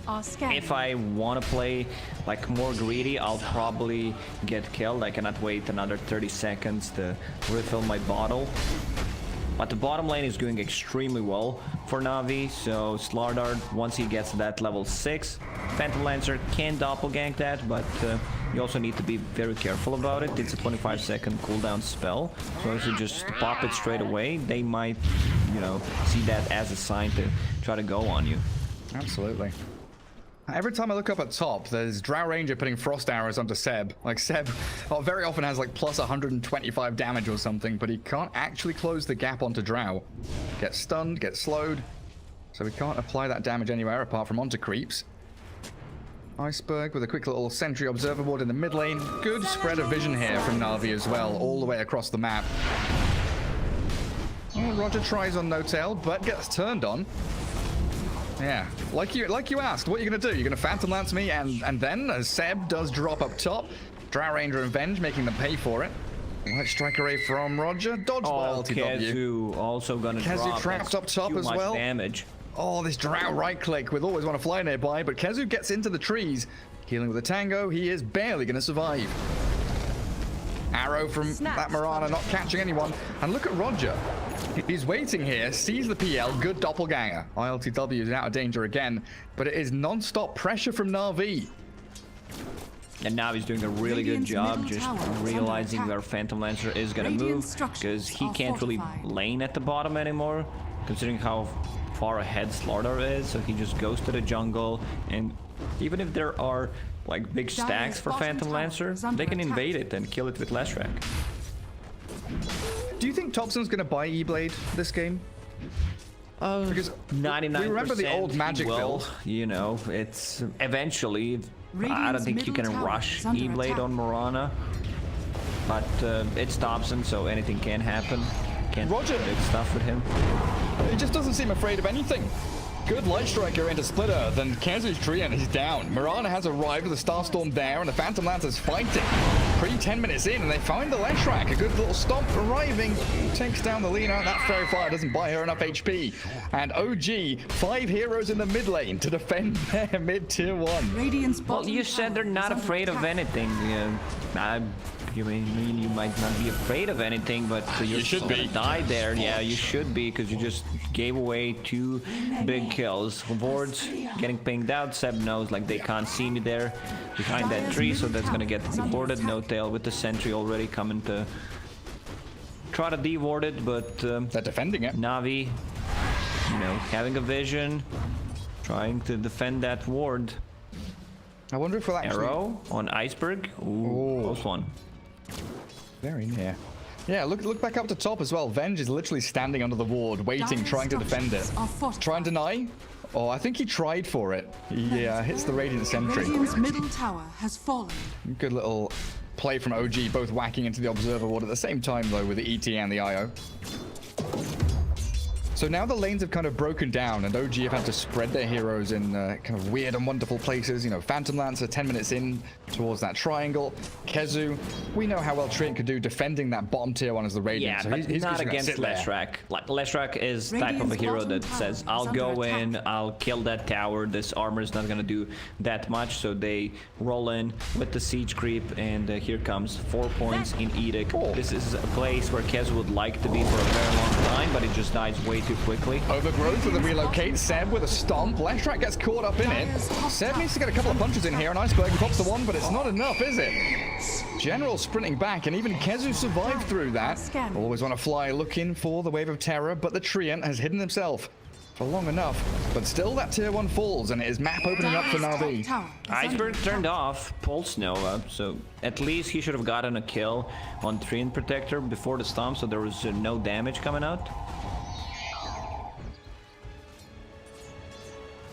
And it does all buy a bit of time here for the PL. Net worth-wise, middle of the table, while Drow Ranger, you know, she's gone back to the triangle because she Dire's wants to, middle not tower because is she under needs to. attack. Stacked up camps for her. She's already cleared through a vast portion of this large camp, and Ancients are built up for her. And Drow's going to be Dire's top accelerating tower so is under fast. attack. Yeah, Royal Jelly, something that you like want to have on this type of a hero, where you get extra HP, extra mana regen, so you can farm Ancients, you can spam that multi-shot more often, and always want to fly. Already like level Dire's 6.5, top tower is under 3 points in attack. Venge Aura. We see a bit of a different build, like when Kuroki's Dire's playing top tower Vengeful has Spirit, fallen. he tends to like get more points in Magic Missile and Wave of Terror than at the later stages of the game just max out Aura. Yeah, he kind of likes the 2-2-2 build on Kuro, I've noticed. Now, Vichu, and the fact he's also got Iron Talon on top of the Royal Jelly you're mentioning means he can pummel these creeps Dire's very top quickly. tower is under attack.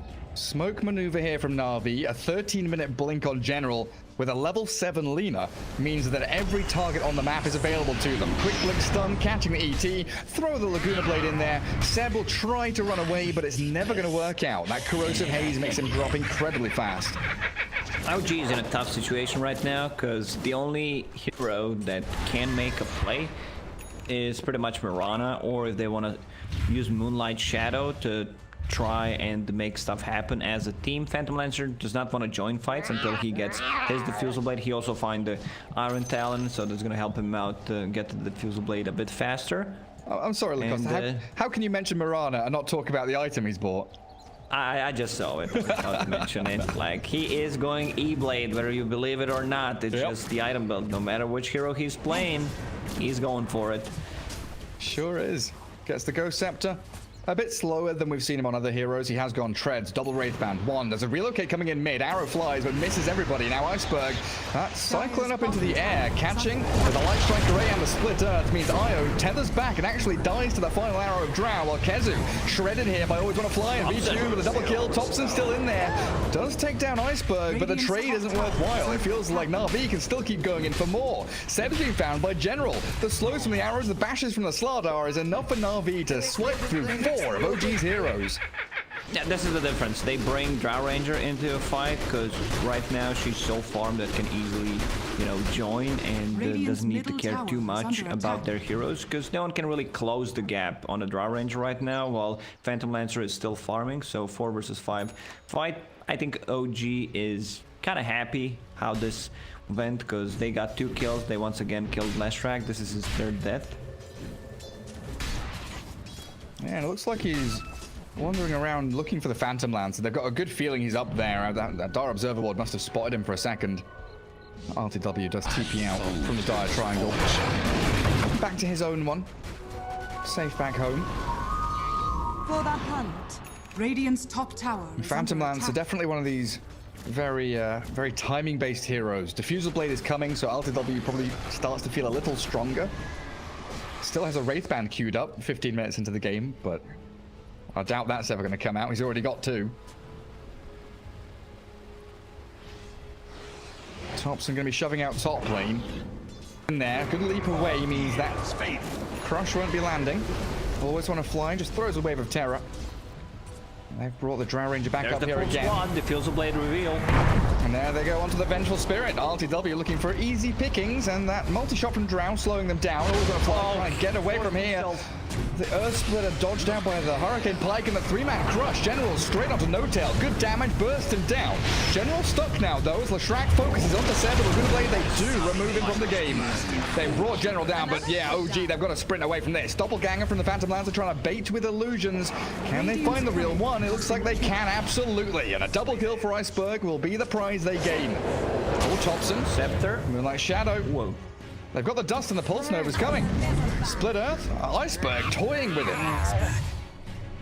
Yeah, if somehow they manage to kill the Drow Ranger, because she pretty much deals the most damage right now, especially when someone is amped up by Slardar. And Lashrak still, you know, up there on top of net worth with the Drow Ranger, but a bit squishy, you know, and if Vengeful Spirit does not use Swamp on you, you can die. Well, I still don't see an item on Lashrak, whether it's gonna be like Boots of Travel, but I would still prefer if he gets a Bloodstone, because like you just need to tank up, and mostly you're gonna be fighting with the team, and if you get Boots of Travel, you might, you know, ruin your own game, because you want to be on a different places on the map, and they might set things up on you with the relocated place. Just Twin Protector from the trees, ulti and relocate, and you're dead. So I kind of like the Bloodstone way more.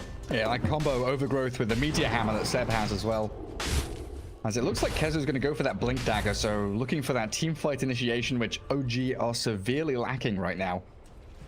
He'll get that top lane to farm through to it, but coming towards the top lane also is the full cavalry. Na'Vi smoked up. Radiant They're also hunting in the triangle for where the Phantom Lancer Kezu is. saw him. They know they're coming.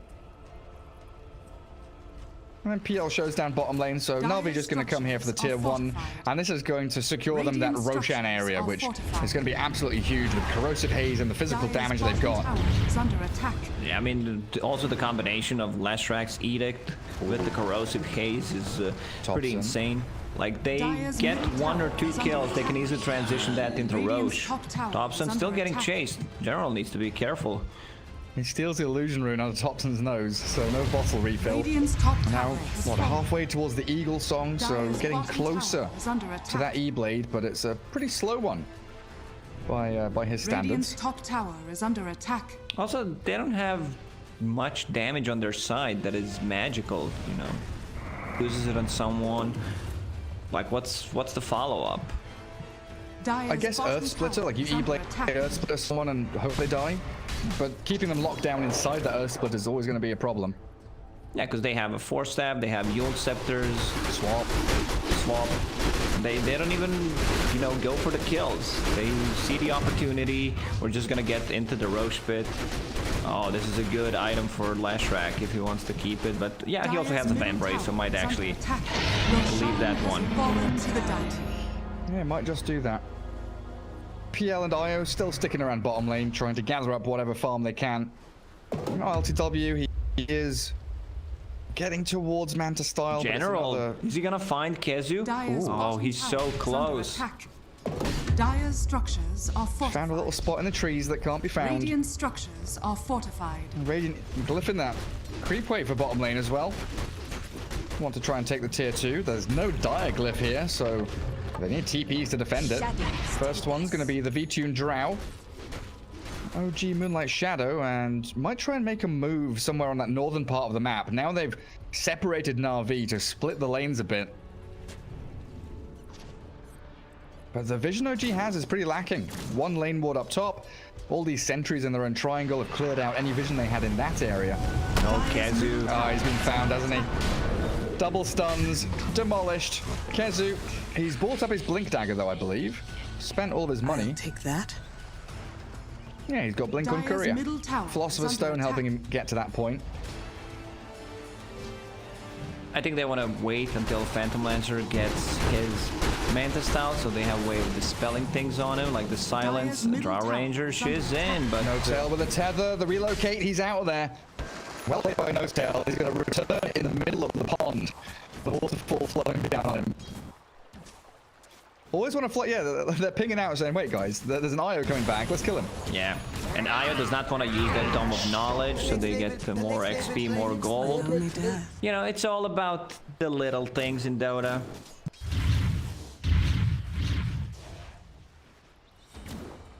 How long is it going to be for the PL to get to that item though? He's got the recipe arriving now, so 600 gold. Should only be, you know, a minute and a half or something, as long as he gets an area to farm into. Topson's jumped on though, through the E-Blade in towards Iceberg, and then leaps away from General's initiation. This is where the map gets really closed in for OG. The claustrophobia starts kicking in. Yeah, but Phantom Lancer's still finding out good farm on the map. keeping up with at least Leshrac, not the Drow Ranger, because she had an extremely good time. 0 deaths, 6 kills on her, just delaying as much as they can with this Treant Protector. The game yesterday when we saw the same matchup, like Drow Ranger went for the same items, Manta styled Hurricane Pike, and then went for a Butterfly. This might be the case here, but you also might start thinking about the Aghanim Scepter against the PL and the Illusions. Topson's outplaying General right now, and it looks like they're going to get themselves a kill, alleviating that pressure in their own triangle. They've also found RodjER. Great play from Seb, and they're blowing her up. Threw a Laguna Blade into that ET, but nowhere near enough. Topson with his E-Blade, you know, he gets it and immediately starts making plays. Dire's bottom tower is under attack. 2 pretty big kills there, and now OG, they can actually start warding, dewarding, getting out onto that map. And Phantom Lancer gets to push the top tier 2 now. Is under attack. Dire's middle tower has It's fallen. like still Phantom Lancer against the Drow Ranger, so like carry to carry matchup. If we're talking about the late game post the 35-40 minute mark, like Phantom Lancer should have an upper hand. But then there's this hero Leshrac that kind of nullifies all that advantage that you have. Yeah, it's a Lesh that's going to have a Bloodstone in a very short amount of time indeed. Just needs to finish off the Kaya. V-Tune coming up next, Butterfly for him. Holding the Aegis for another minute or so. Na'Vi did get a good amount of map control, but you start looking at the net worth difference, and it hasn't increased. You know, usually with this Drow lineup, you get the Aegis and you start getting, you know, a 3 or 4k lead or advantage after you get it. OG have held on to that, and it stayed at 4k, not accelerated for Na'Vi. Yeah, OG is doing a very good job just, you know, not losing too many towers, considering the situation they're in. Like, they're playing against the Aegis Drow, who's super farmed, and you can see, like, the gold difference between the carries is getting smaller. Like, Phantom Lancer's catching up. Radiant's bottom tower is under Pretty attack. minimal. But you're always going to have this worry of Na'Vi grouping up as 5 and playing the brute force game into your objectives. Another tier 2 to come crumbling down in that bottom lane. Radiant's While the bottom gank squad tower of has General and fallen. RodjER Dire's might be top tower considering, is under you know, attack. another smoke move. Try and find one of these heroes out there. But it's become infinitely more possible to kill this Mirana now, who was your big go-to target. Phantom Lancer with the IO always with him is very difficult to bring down, especially with that Manta style ready on RLTW. OG is playing passive for now because they have great ways to counter-initiate. They have Moonlight Shadow, if needed, Treant Protector with a Blink Dagger and Overgrowth, like one of the best heroes in the game, ET with the Stomp, relocate out. So, you know, even though it's a 5k gold lead for Na'Vi, OG still, you know, you can't really feel that much of a difference. Their game plan is to get this Phantom Lancer fat and keep farming. So, you know, just tank him up so the Illusions have more HP against the Leshrac. Hell yeah. You've got Vlad's on this ET. He's buying Lotus Orb. Oh, top lane. It is General and RodjER again, trying to get on top of Topson. Mirana, using all of the leap charges. Gets a bit of distance from them, but look at who's wrapping around. It's Iceberg's Lash is down bottom lane. RLTW finds AlWAYSWANNAFLY back up the top. They're finding the Mirana, stunning her up, and Topson dead. And that's an easy Bloodstone charge for Iceberg. Also about to hit level 18. So 200 damage per pulse.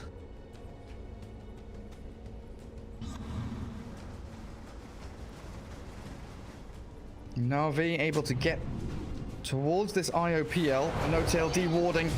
General, he's going to be able to blink and stun both of them, in fact. Bashing up No-Tail.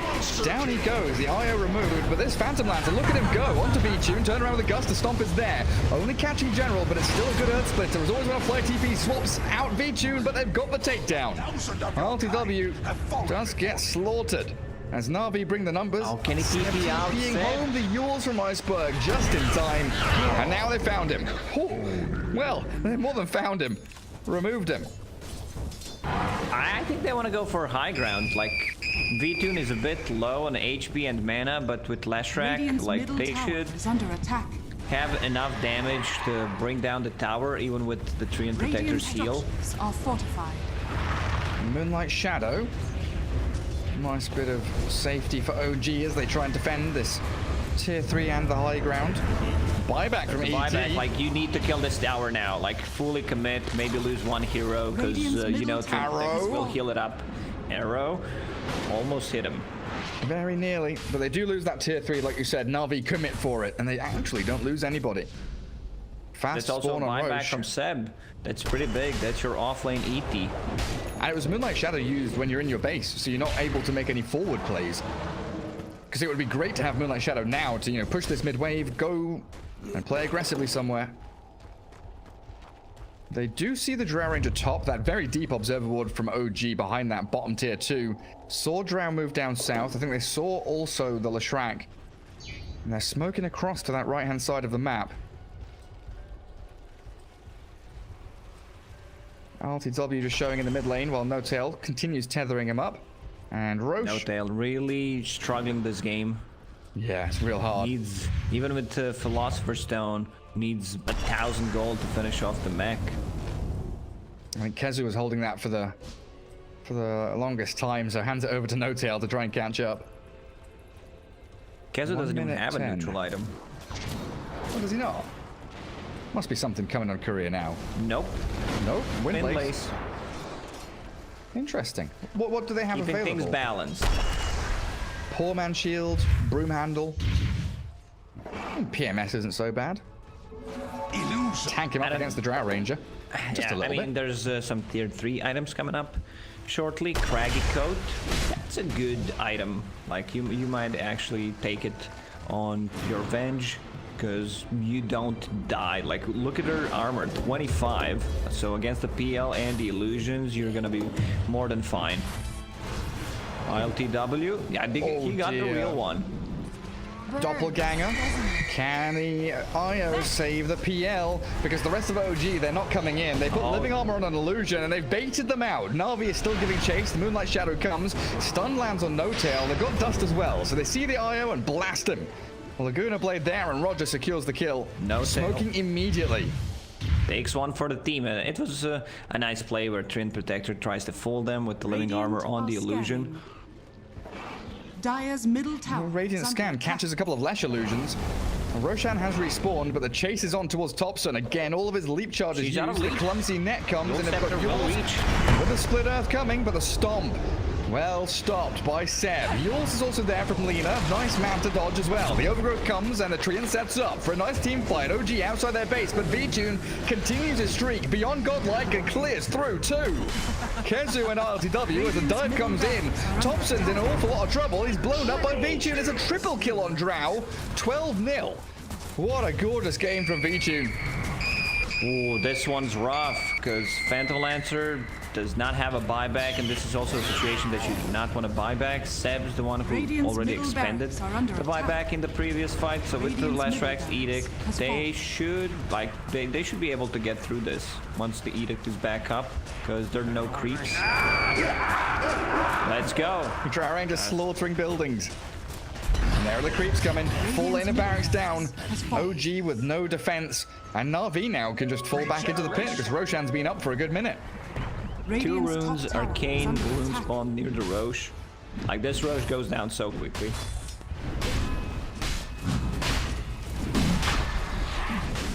Doesn't feel like OG can get there anywhere near fast enough. You're right, it is very quick. Aegis for Drow now and Cheese on the Lesh. One thing to be said though is OG's high ground defense is pretty damn substantial with It ET, is, but- with Treant, with... Sure, but once they try to commit with Leshrac's Edict, the Drow Ranger hitting it, I think that's more than enough. And there's no, like, a real Radiant's top counterplay tower to is once under they are attack. pushing the high ground. There's no back toss from Tiny, there's no skewer, so they're very limited in what they can do. It really is like Radiant's blink, top tower overgrowth, has put the ET spells in there and hope for the best. PL and IO, they're being eyed up. Once more, General and RodjER holding hands, going for a waltz through the jungle. Beautiful day in the forest here as they catch him with the Yules. IO relocate, try and go for the play with a tether, and he gets him away.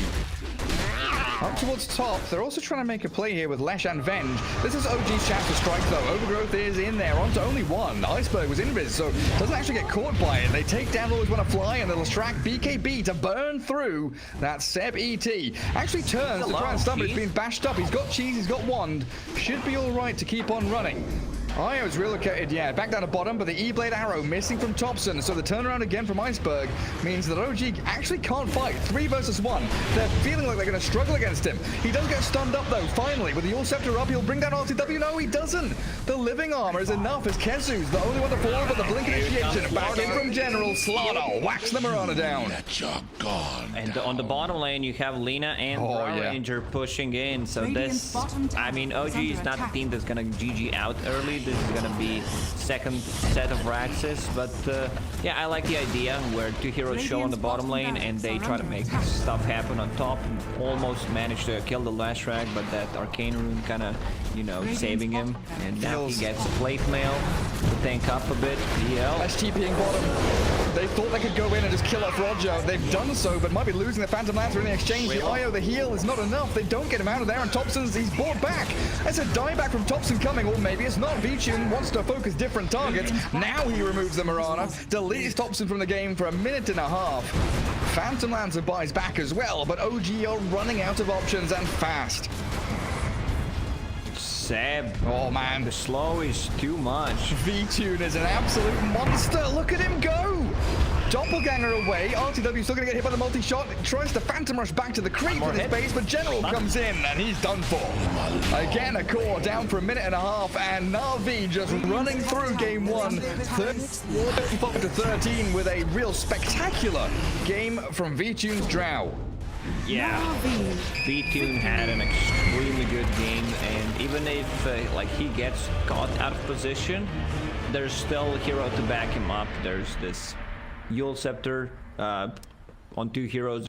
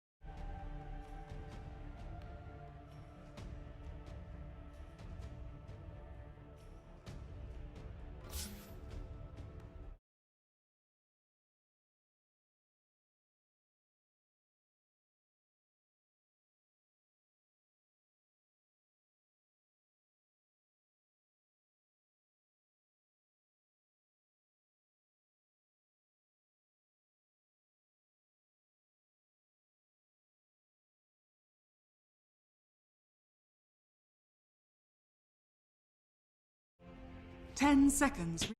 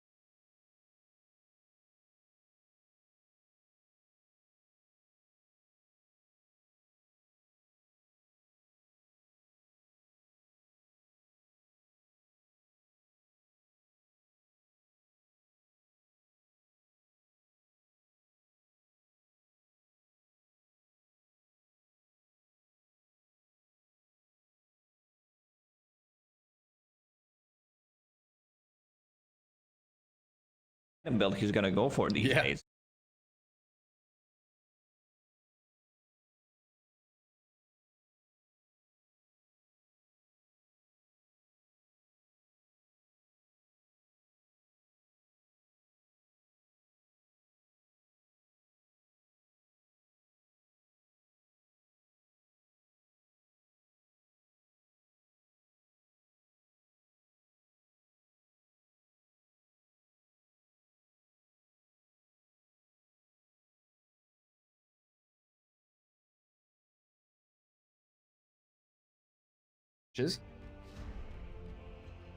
I mean, Valve before didn't care too much about it. They dropped a patch during one Dota pit, if I remember correctly, and before one Dota pit. That was actually the first Dota pit that I worked where, like, I knew the meta, I know everything was what was being played. I did preparation, then the patch drops, and like sitting in the car driving. I was not driving, I was driving in a car and just reading through the patch notes. I was like, man, this has to feel bad. This is my first gig, gonna look stupid, and I still look stupid like 4 years later, but you know, it is what it is. Still, Yeah, it is what it is, exactly. Was that the was it EG Secret Grand Final? They released a patch like Game 2 or something like that in the middle of a LAN event. Could have been. I remember the old like star ladders and stuff. Like Dota used to have the 2 modes in lobby where you could choose tournament mode, which is like the old patch, and then you obviously had the new live mode as well. OG's turn to No longer have that. We're on live patch no matter what happens. Clock for OG, Doom for Na'Vi. All right, I don't want to see offlane Doom. Offlane Doom does not put any pressure, so 99% that's gonna be like mid Doom. There's 10 already seconds Lina remaining. there, so I don't think you can flex Doom to position 4. 5 seconds So maybe remaining. the Iceberg hero get that early phase drums BKB that we've seen come Na'Vi's sprinting turn to forward like pick. pre 15 minutes on the Doom as OG respond with a Topson monkey. It would be banned out, so this is a matchup that I've seen in the last month, a lot of Doom mid, and he lost the lane 10 completely seconds against the remaining. Monkey King, against Viper, and 5 I believe there was seconds one more remaining. hero where he was pushed out completely. Maybe Lesh, not sure. And Monkey King's not afraid of buying an MKB, you know, it's like a third item either, right? Still a pretty good pickup for him against that PA. So much team fight already from OG. And their heroes are very maneuverable. Like you have dive, everyone has some kind of a gap closing ability. Hook shot, Monkey with the tree dance and the tree dance. What is tree dance? Magnus with the skewer. So they need to be careful. Like there's no real team fight yet from Na'Vi. When we're talking about like the mid-game fights, Na'Vi's turn to it's gonna be tough. They go with Oracle, all right, they will purge off Monkey's Jingu, they can purge off the Empower, which is pretty big. Fiery spirits as well. If you try to focus the egg, you can dispel with that Fortune's End. Also, you know, disarm with Fate's Edict on the Monkey King, who's very reliant on that burst of attacks early on in the fight to try and build up the Jingu stacks. Oracle can definitely undo his early efforts. Taking out the Slark as well, and the Mars that you mentioned, that team fight that Na'Vi do require. They need one ability that's a big circle somewhere on the map that they can actually gather people 10 in, seconds remaining. herd them into the ulti. I mean, it could 5 still be seconds like a remaining. safe lane Monkey if the matchup is good, because they have last pick, so they can, you know, flex it at a mid or safe lane. But most likely it's gonna be mid, so Na'Vi also needs to start thinking about off-lane possibility if he is matched up against Monkey King. So I think like Tidehunter is out. Beastmaster get comes to crushed. my mind, where like you have extra attack speed against the egg, like the summons work really OG's well. turn to ban. Beastmaster against like Monkey King is good. You can cut down the Na'Vi's trees. turn to pick. Oh, another Mango. general classic, Pangolier. Sure is. Yeah, and then just having a Hawk that can scout out Clockwork, Monkey, Magnus. These heroes love playing from fog with the, like you said, the gap close abilities they have. Hide in the trees, then make your jump. Having a There's Hawk there, that 10 added vision is so seconds good for remaining. Beastmaster. Also, one hero the general really loves to play, that's Void Spirit. 5 That's seconds still available. remaining. Like there are really few players, like 33, he loves the offlane Void Spirit, and the general is the other guy. Just a little bit of time remaining for Na'Vi. Lots of single target they've got, so they could move around the map and blow up targets. Try and snowball while you're keeping that PA safely guarded in the jungle. Beastmaster. And like you said, that Beastmaster, a pretty perfect pick there for them. A pretty well-rounded draft. No AoE team fight, but it looks like they've made up for it in other ways. There's a Terrorblade for OG. Empowered Terrorblade for ILTW. That's a big boy. It really is. And where's the AoE against Terrorblade? Like Phantom Assassin might need to just get Battle Fury in this game. Maybe she was not planning on getting one, but against the TB and the illusions, you also need to scale. So I think you need to get it. Looking like a much better lineup from OG with the TB Monkey. They're like very superior in the team fight. Yeah, it still feels like they're aiming for a bit more of a later timing around their TB and Monkey King, right? But you've got Empower to accelerate that, make it much faster for them to get to those key items, the Manta Styles, the MKBs if they want to go that direction. And you've got ways to defend them while they're farming. Like the first 3 heroes they picked, very indicative of wanting to take early team fights. When you hit level 6 on No-Tail and Kezu, you know that OG is going to be following Topson, jumping around on the canopy on top of those trees to pick off anyone who's lurking in the shadows. And Na'Vi are pretty squishy early on. Oracle, Lina, PA could get burst pretty quickly. Yeah, I'm a bit worried for Na'Vi in this game. Like, Doom should have a really rough time, but if someone can recover in the jungle, that's him, you know. He gets extra gold, instantly gets that creep, and much easier farming for Doom in the jungle than for some other heroes. So Monkey should have a really good time. I don't think Terrorblade and Clockwork should struggle against the Beastmaster and Lean. Like first 2 waves are kind of secured for Terrorblade. What they can try to do is kill TB with the 3 heroes on the bottom. Prepare for battle. Sorry, top, and try to kill Terrorblade while he's in meta. And then he needs to come back to the lane in melee form, and you kind of secure the lane with that move. But let's see what they do. It looks like they're sending 4 heroes bottom for now, as OG do come sprinting across the map, across the river as well, as Monkey King in courier form. They spot No-Tail and throw a Fortune's End his way. Seb giving a few punches onto V-Tune. Shouldn't be anything coming out of that though. Everyone just going to return back to the bounty room battles, try and secure all that nice early gold for themselves. For now, looks like Na'Vi putting RodjER up top. That's going to be paired up with General's Beastmaster. V-Tune PA down there with AlWAYSWANNAFLY Oracle. Up against the Kezu Phoenix and that Seb Magnus. Well, Gary, I have a real question. Is this E-Blade on Monkey King? Because there's literally no synergy on the hero. Yeah, about that.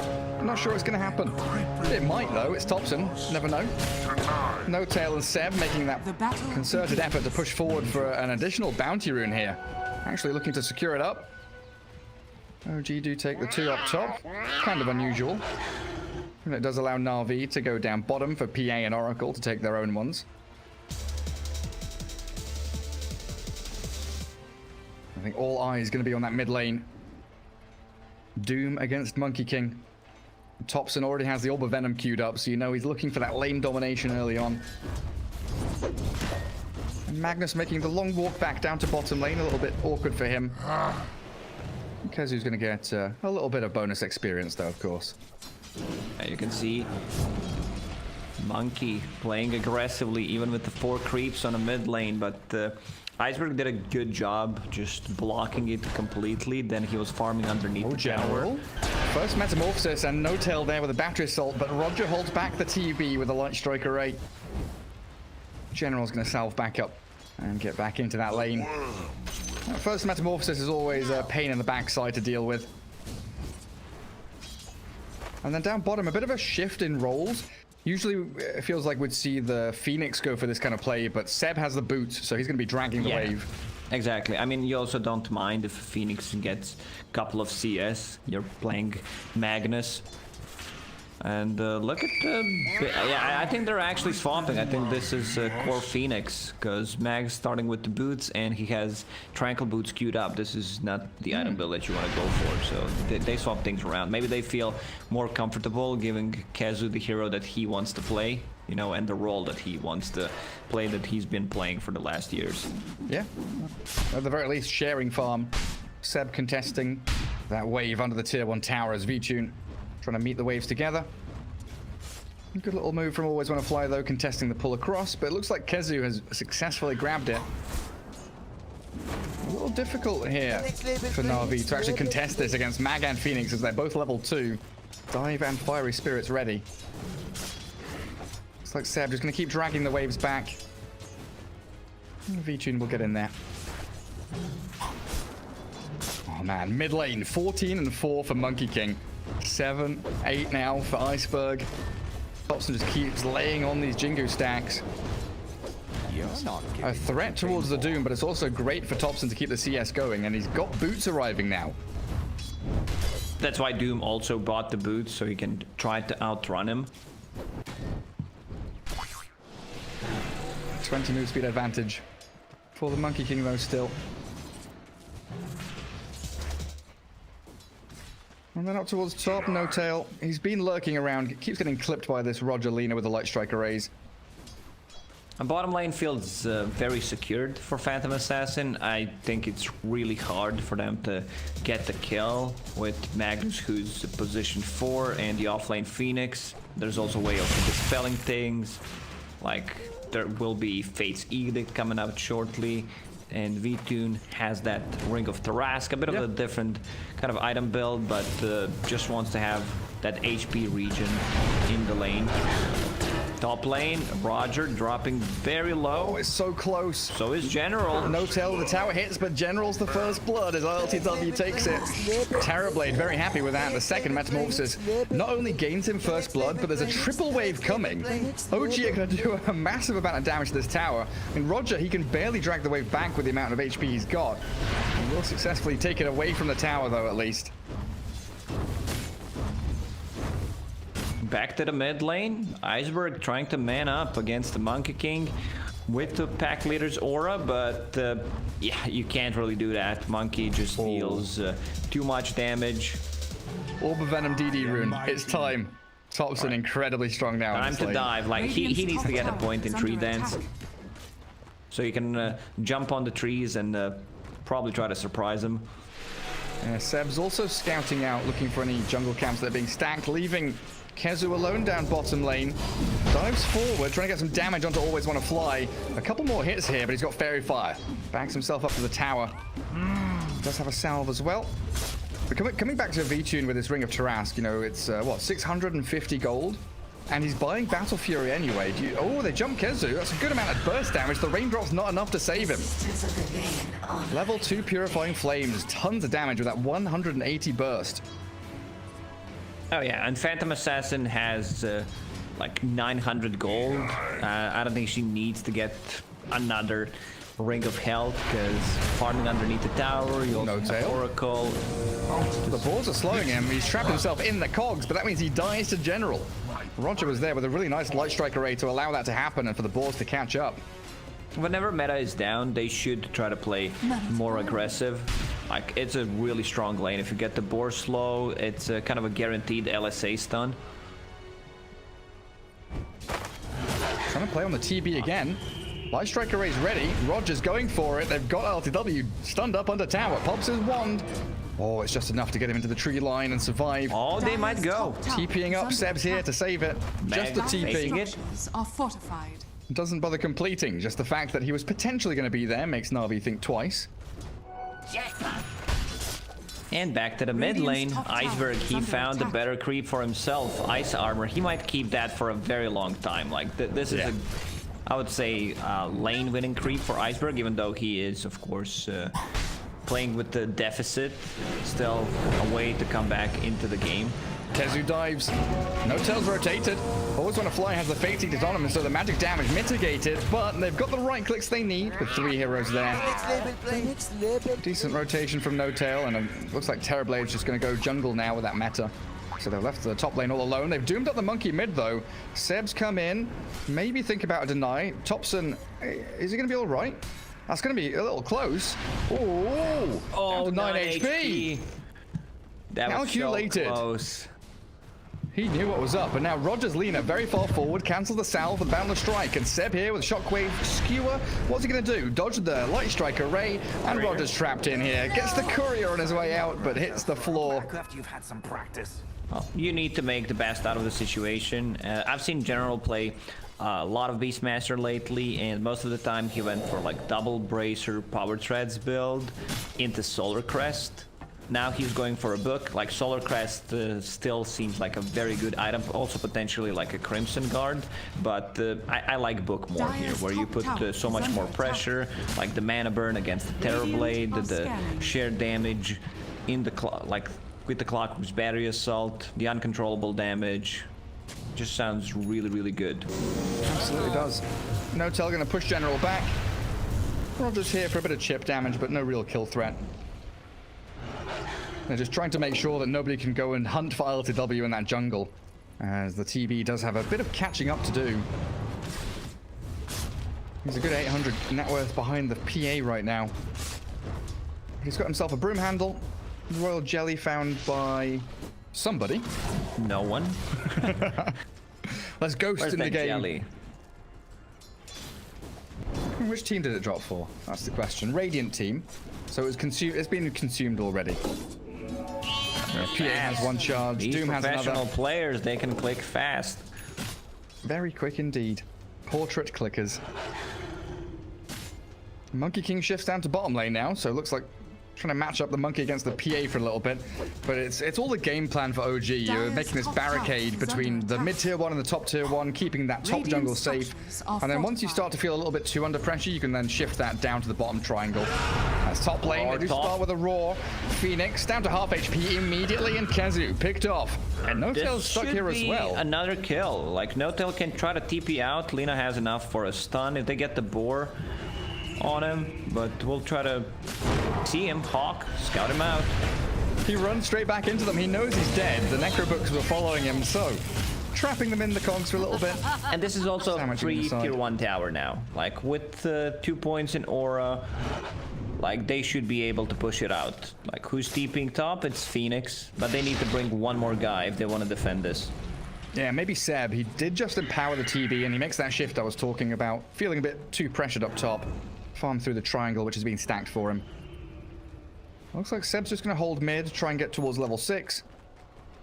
I keep thinking it's a clockwork rotation. Keep thinking it's a POS 3 mag, so I'm like, yeah, they'll have RP soon, but he's still level 4. Clockwork level 4 as well, as Iceberg's first real rotation with the phase drums comes to naught. Radiant's bottom tower is under attack. Monkey down bottom. Facing off against V-Tune, he's 1v2ing and holding the lane quite nicely on his own. But Topson's dropped from the top net worth now to 3rd. Jumps always want to fly. Dire's top tower Primal is spring under onto his attack. head.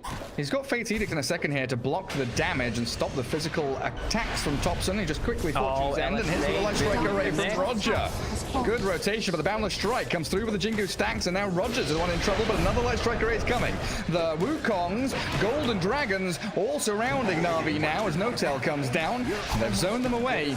V-Tune and General here, they've got a roar to play around with, and they might want to make the move, but yeah, he can't catch up. You're right, there are no boots on General. He's bringing Necro 2 recipe, so if he had boots there, I think that's a kill, but okay. A bit disappointed that Monkey King is not going for E-Blade this game. Dire's middle tower is Are under you though? attack. What kind of disappointed are you? Well, the thing you can do, like, you can rush E-Blade, then you get Nullifier, and Dire are scanning. like, I don't know, I'm just theorizing. It's stupid, Gary. I don't know what I'm saying. Yep. Just E-Blade yourself. E-Blade the raw target. So that PA can't kill you. Look at the smoke from Na'Vi. They were only 1,000 range off to the left-hand side, and they smoke into the bottom lane because the Invis Doom finds the ulti onto the Monkey King. Also trying to focus Notel at the same time. Separate targets here as Na'Vi looking to slay Topson and pick off Notel. Smoke pays off wonderfully for them, and they can now push into tier 1 here as well. Meanwhile, all that's happening, TB is just farming in the jungle. He's level 10. Is he the... Yeah, he's the highest level hero in the game. Dragonlance already completed, so extra range, some good stats. Hawk scouting out any TP rotations on tier 1 tower. That's a book 2 done. I still feel like they can't fully commit to get this tower. Even popping the drums to run away. Hook shot misses from Notel. Trying to cap the stragglers there. And PA has a lot of free room top now. Seb can't really contest her up in that top lane. Trying to rush the Blink Dagger as this Magnus as well. 1,400 gold saved up. We're looking for that big turnaround play with the RP. Oh, another DD rune, but Monkey's not going to get it. Iceberg will gladly take that rune. At the very least, OG do defend the bottom tier 1, but now it's that big movement into mid again. Na'Vi bringing numbers, looking for these early key objectives. Yeah, good rotation from OG where they like pretend they're on the bottom behind TB because that's something that you would expect, and instead they smoke on the mid lane. I don't think you want to go in general. 2 mangoes, Roar is ready. Yeah, he doesn't even pop the Roar here. It's a position 5 clockwork. Yeah, no tails down. Obliterated as they try and play on AlWAYSWANNAFLY. He's Fate's edited himself up. They get the Oracle, and maybe RodjER now. Dived on with the Fiery Spirits. Lina burnt to a crisp. They're even going to RP for it. Seb, dearie me. Made damn sure the Lina died. 2 for the price of 1 and defending the tier 1 tower. OG definitely making a statement here that they're not giving these objectives away for free. But it's a lot of room still. VTune gets complete free farm. Now TPing into mid. VTune wants to fight into this. Topson's got no mana left. Sitting around half HP. They don't really have a great way to start unless the Doom. 3 seconds cooldown. Cogs there to block them back. Try and break through now. The TB looks to escape, but the Doombringer's in. Now he's out. The Sunray has made sure, thanks to Kezu, that Na'Vi can't give chase. Yeah, in and out. These are my favorite burgers whenever I visit the States. Have you tried those, Gary? Yeah, the burgers are pretty good, but the fries are really awful. I mean, if you have fries delivered anywhere, they're not gonna be that good unless you live near the restaurant. Like double, animal style, no pickles. That's my go-to. Extra pickle. Give me the pickles. I love the pickles. I love the pickles, but in the hamburger, I kind of want to feel a different taste. Monkey on the bottom lane. Just scouting things out on the trees. Echo Saber completed. Rushing SilverEdge against the PA. Spending a lot of time in these trees, and look at that Radiant scan. They know that he's somewhere nearby. Up at top lane, what's happening there? Seb is being chased by General. Just goes for the quick TP out. Buys his Blink Dagger. So we could see OG maybe make a smoke maneuver to get a pick off, ideally on that Phantom Assassin, because she's just finished off Battle Fury. In fact, already has 1,000 gold saved up as well. They're still pinging out for where this Monkey King is. RodjER waiting very patiently. Yeah. This Doom mid, like, his main target is gonna be Terrorblade, so he can't pop the Sunder, maybe in certain situations. Monkey King, OG doesn't have that real save. There's Phoenix Sunray, which is a heal, so that's great, but still feel like that's not gonna be enough. Yeah, maybe a play on top. Well, definitely a play on top. Diving forward, Kezu finds the Beastmaster, and there's the Blink RP, revealed out by Seb. Jumping forward, the Monkey King will slice him into pieces with a big old staff, and the Terrorblade's there just to say thank you, team. The Creep Wave, the Empower, lovely farm for me. 7-7, Na'Vi still in the lead net worth-wise.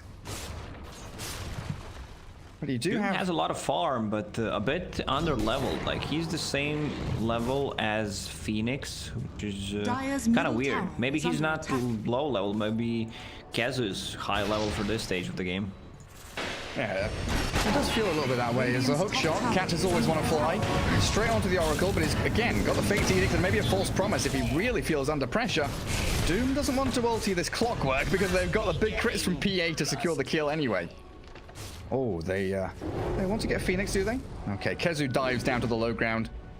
Radiant's top tower is under attack.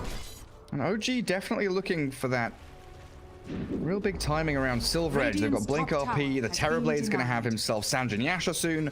So not only are they outputting a lot of damage, but they're going to be incredibly tanky as well.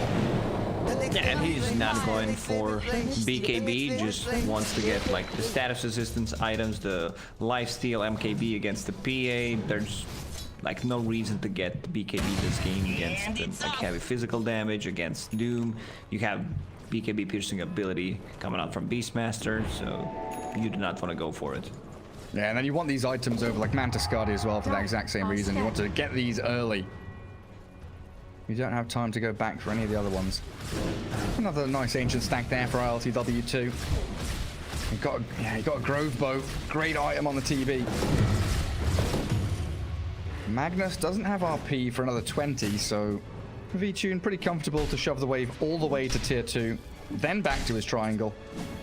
As Na'Vi may look for a smoke out from mid. That's why No-Tail's rocket flaring in there, wondering where exactly this trio of heroes are hiding. And there is the smoke that you just mentioned. I feel like they need to take a fight. Doom just got the level 2 ulti. He didn't actually go for it. Interesting.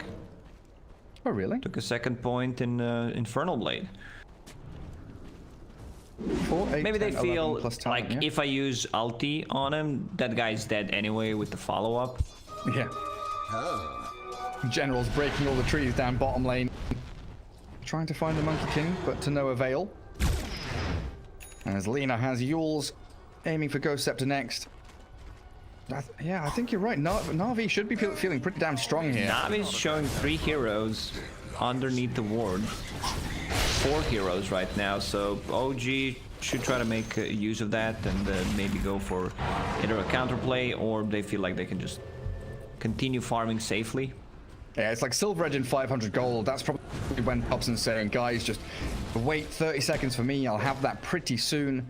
Then we can maybe think about taking a fight. Let's check the Rosh, think about Gary. See how Roshan. fast it's gonna drop. Necrobook 3, Inner Beast maxed out. Deso just finished on V-Tune. Like, there's Monkey on bottom, so I feel like Navi's pretty safe about it. Clock of Crockett will scout things out. But there's the Doom frontlining, making sure that there isn't any gap closed. OG just going to have to give this away to the V-Tune PA. And I feel like that's a real good kind of step ahead from Na'Vi. They know that OG are waiting for that one key item. That's when they want to fight. So we're going to make sure that the big objective that they want to take after the fight, we've already grabbed. If OG were there on time, pretty sure they would take that fight inside the pit. Like, look at their heroes. These heroes wanna engage, like, in these smaller areas. Phoenix, Monkey King, ulti, great setup for Mag's RP. Oh, Shot misses. the Doom moved forward, ran back. D-Ward on the high ground there, thanks to the courier with a 2-man, 3-man Bandler strike with the Wukong's command. They false promise always want to fly, but Lina getting shredded. A right-click attacks in the cogs, trap them in. No-Tails cut them off at the pass and said, no, you are not escaping from me. Trying to burst through the Oracle, still proving a little difficult until Terrorblade gets his hands on him and grabs a double kill. Yep, ILTW. Pretty much having a perfect game. 0 deaths, just keeps farming now. 1k gold ahead of a Phantom Assassin. Like, this will be the problem.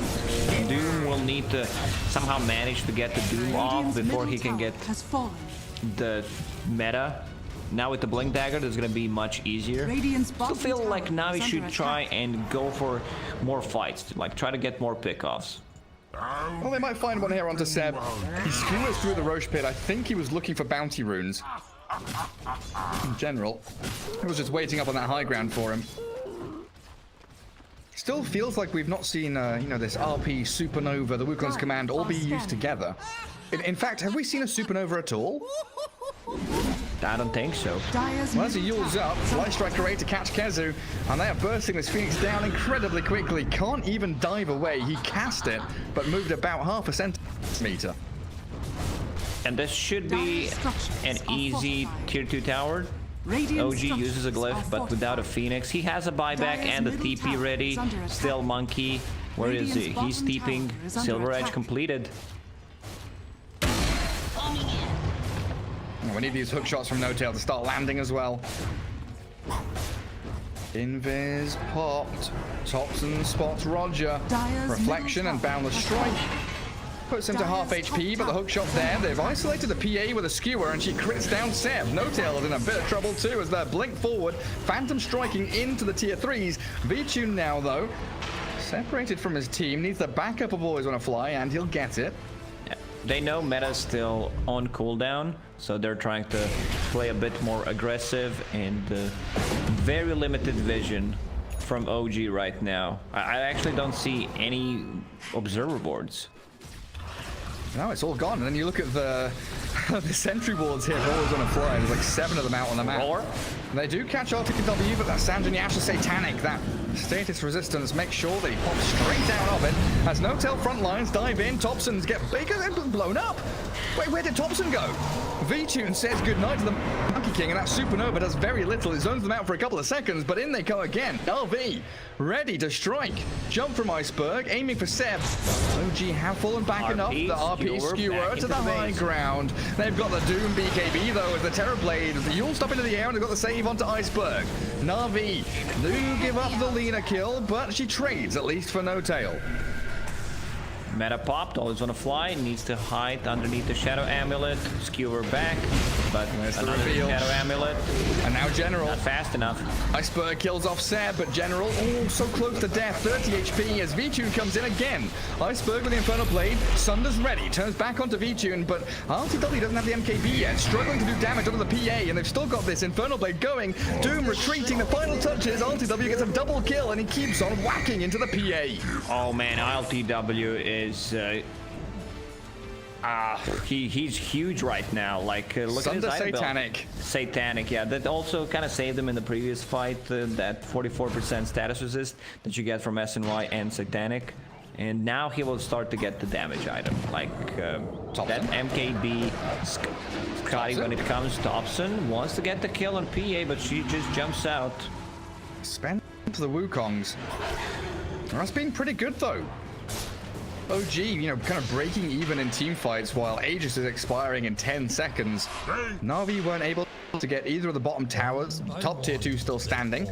And OG are back out on the map, keeping this Terrorblade in contention as he's top of the net worth now. Not a single death on RLTW. Aegis reclaimed. Topson might decide to go for PA now. Let's see. A little bit spooky with Beastmaster and Oracle nearby. Hawk. Maybe clear that next wave. Hawk will scout him out if he jumps one more time. Ooh, it's close. Visibility. And clears the wave though. But I've got to say, RTW, definitely some great performances here in Dota Pit. I think his first match when he was standing in for OG looked a little bit shaky, but since then he has been hammering it home. Yeah, mid one, you know, watching the game, sweating, kind of sweating. Yeah. Topson, you are a cheeky devil. Nice, boundless strike catches General actually, but the Hawk's coming. Silver Edge there, jumps down off the trees. Go on, kill the courier. We'll get the courier. He'll go for it. No. Radiant's bottom tower is under attack. I was sure he would as well, Lacoste. I was damn sure he would go he's gonna hit that courier and jump on the tree. Yule's catch on Seb. And there's the PA. Slaying the Magnus. Dive away from Kiazu. They've got RTW on the high ground here, but that's that long-range jump. Level 15 talent, giving the cast range for PA to completed on the RTW. They need to doom him. Like, they need to go for him full force. Otherwise, he can just stand his ground and take a fight. Yeah, because he's got that Satanic MKB, and look at this PA being shredded already. The TB pop meta. The Wukongs comes, the Boundless Strike cancelled out by the Yule Scepter though. And they save RodjER, but look at the damage. Always want to fly, slain by the Monkey King. General on the high ground, thinking about the raw play, but Doom has gone for this long, super long wraparound, and he's nowhere nearby to actually kick off a fight. And he's being pinged out. Topson saw him. Like, he saw the glimpse with that high ground ward that they have. Hey, you were talking about the lack of vision. Now, all of a sudden, OG have this nice line of wards. Would like to have one over in this area somewhere, because Roshan potentially spawning in a minute. Stand in my way. And ILTW is one seriously beastly Terrorblade right now. Scardy's queued up next, but if they can get him Aegis cheese, this could be a door closing for Na'Vi. Seems like they don't have the timer on Roche. Like, it may respawn in 30 seconds.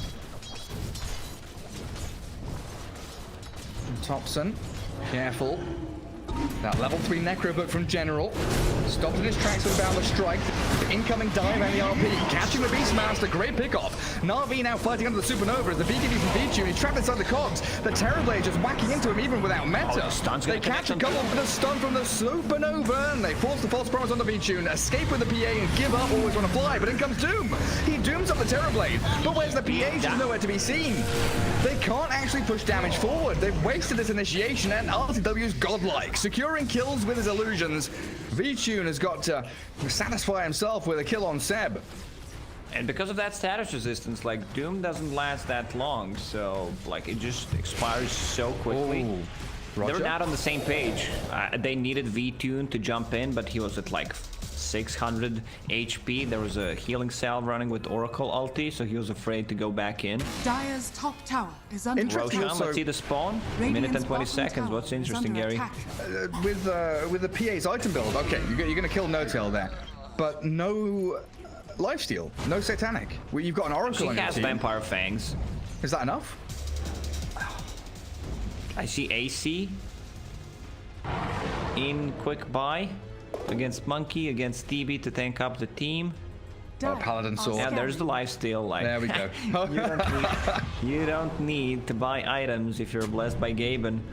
Ignore me then, from interesting to boring in a matter of seconds, as Iceberg potentially dead in a matter of seconds. Shockwave back, forced to BKB, they yules up that ILTW TB and skewering RodjER back into the waiting arms of him.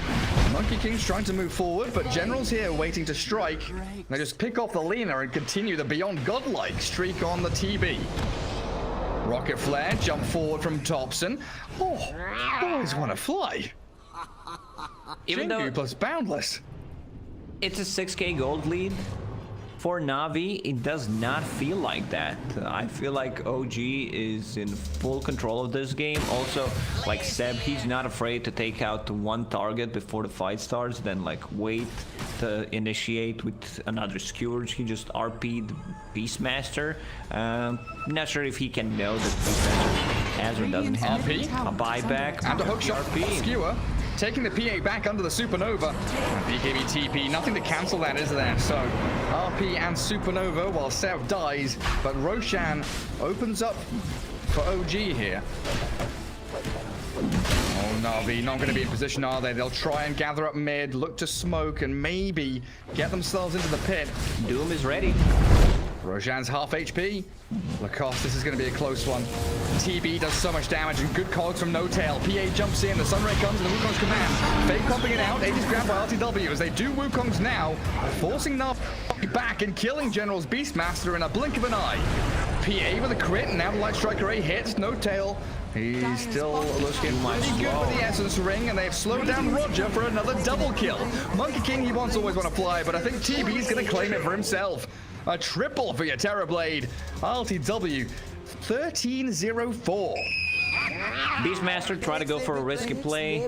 He uses Roar, tries to pick up Aegis and Cheese. At least one of those would be good, but the status resistance kicks in and doesn't get any. So TB in full control of this game. 24.3k net worth on him. Yeah. He's got enough money for Skadi now. He can start thinking about selling the Dragonlance and going for these big items. And we really do start to see the real strength of OG's draft. You know, you mentioned it early on with the fact they picked Magnus Phoenix first. The team fight's there for them. Wukong's command is also proving to be a pretty Patch out big... Bog. Kezu. Everyone's alt-tabbing, heading to Twitter and Reddit as quickly as they can. Which I'm definitely not doing right now, guys. F5. F5. I'm checking the Twitter. No, it's not out. Pudge deleted. Pudge deleted. Yeah. Do you get many Pudge pickers in your pubs? Because I genuinely haven't seen the hero in like a year. But everyone complains about it. I do pick Pudge. That's that's it. I'm mad if someone else picks it. Well, Oh, there's your answer. I mean, because people think Pudge just ruins the game, especially if it's Topson. position 5 Pudge, let's call it, who doesn't do anything. Topson just gets deleted. Seb skewering away. Phantom Strike forward. Iceberg wants to keep this fight going. The dagger doesn't finish off Seb. He's close though. Now he's burnt alive. Infernal Blade doing just enough to take him down. Man, Topson trying to face off against this PA just doesn't work out when your Terrorblade's nowhere nearby.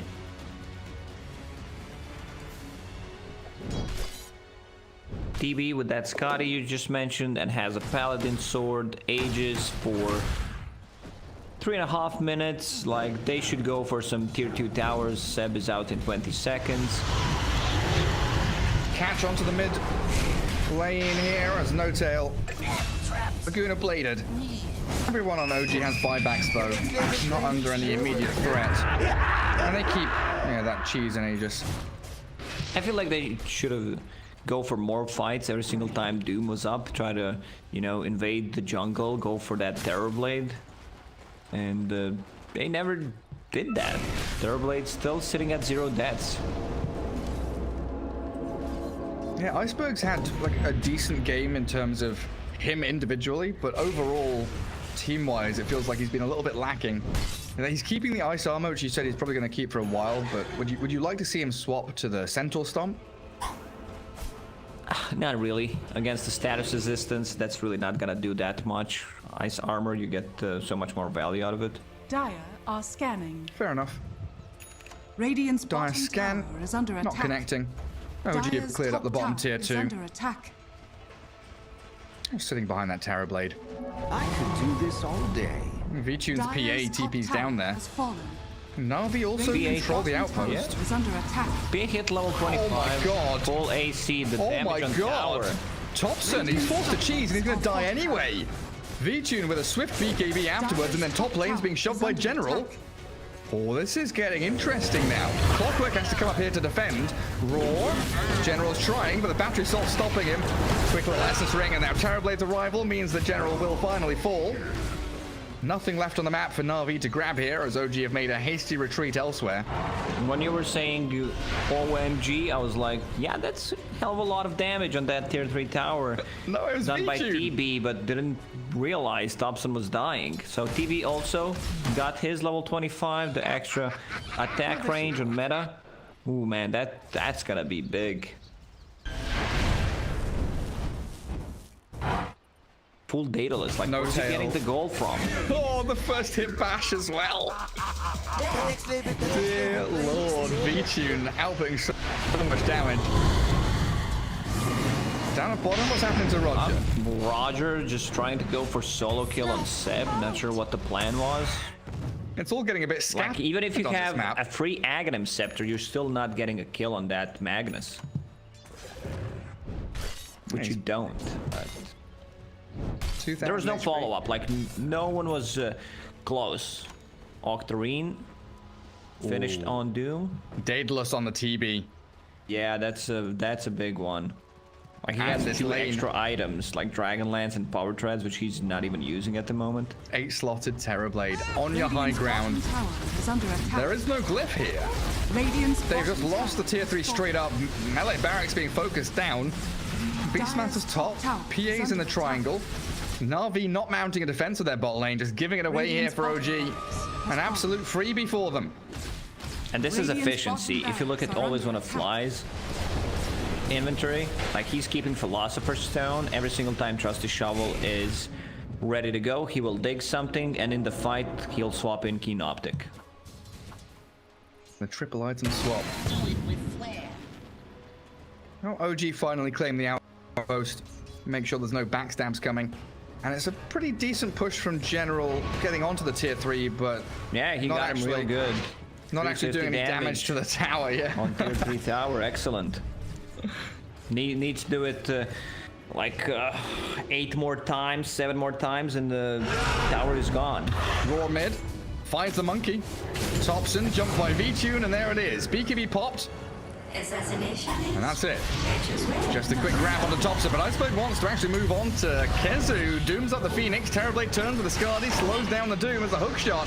Misses, slides but in actually towards the connects. back. Catchers always want to fly. RodjER trying to stun them and hold them back, and Kezu does die to Iceberg's Doom in the end, and No Tail slain by the Laguna Blade. Now we're in a 3 versus 5. Oh, those LTW crits. is meted up here. OG feels like they want to do something with Metamorphosis, but they're down their team fight ultis. Are He's scanning. not afraid. Like, if Seb lands a 2-man RP, they can turn this fight around. Yules. Light Strike Array as well. Has Satanic, of course, but no Aegis left on RTW as the Metamorphosis is ending. Navi's respecting the damage coming out from TB. They saw the crit on PA, 1.3k. Yeah, PA going for Ags next. Orb of Destruction up for V-Tune. Always going to be relying on this always want to fly save. But I guess there's no one else that the Oracle wants to actually false promise, right? It is a single core lineup at this point. Yeah, I mean, maybe if Doom overextends with the Octarine core, Doom cooldown, what, minute and 35 seconds, so not too bad. And he has that quickening charm. Yeah, Can sell the drum, maybe get something like a refresher. Like in this case, you would also want to get AC, but Phantom Assassin already bought that. Yeah, cooldown on Devour is pretty nice as well.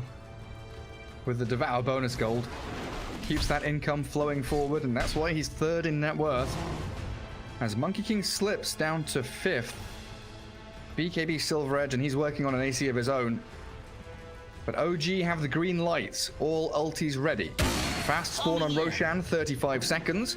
And they want to try and get back down into the bottom lane. But a good Radiant scan does scout somebody moving into the area. Topson. Silver Edge shuffle forward. V-Tune's here, blurred up. Immediate jump under the vision. They do get the hook shot forward. The RP landing. Topson gets the hook command out there as the Sunray on the high ground. Perfectly placed, but V-Tune's died already. RTW just whacks him a couple of times, and the PA's gone with no buyback now. And OG with a still beyond godlike Terrorblade, healing up Topson. Now Doom means nothing. Yeah, they kind of fell for that bait. Topson got solo killed multiple times, so they probably thought, yeah, he's alone once again, you know, just doing the tops and things, but OG was ready to back him up this time. Good RP. Yeah, they can go and try to end the game. Phantom Assassin does not have a buyback. She needs 500 gold. That's game, Gary. Like, I don't think there's any kind of counterplay they can do with these 3 heroes. Doesn't look like it. Perfect bait from Topson. Perfect RP and a great supernova. Now Skewer back, trying to land. They do catch Set with the Laguna Blade there, but the hookshot comes. Sunray's burning through Na'Vi, and they buy back Mag now as Doom is isolated, caught, and killed. Iceberg has to pop his own buyback, but the Terrorblade is once again working on the tier 4s, and these buildings are coming tumbling down. ILTW 16 and 0. Absolutely unstoppable with a rapier on your Terrorblade. Too much damage.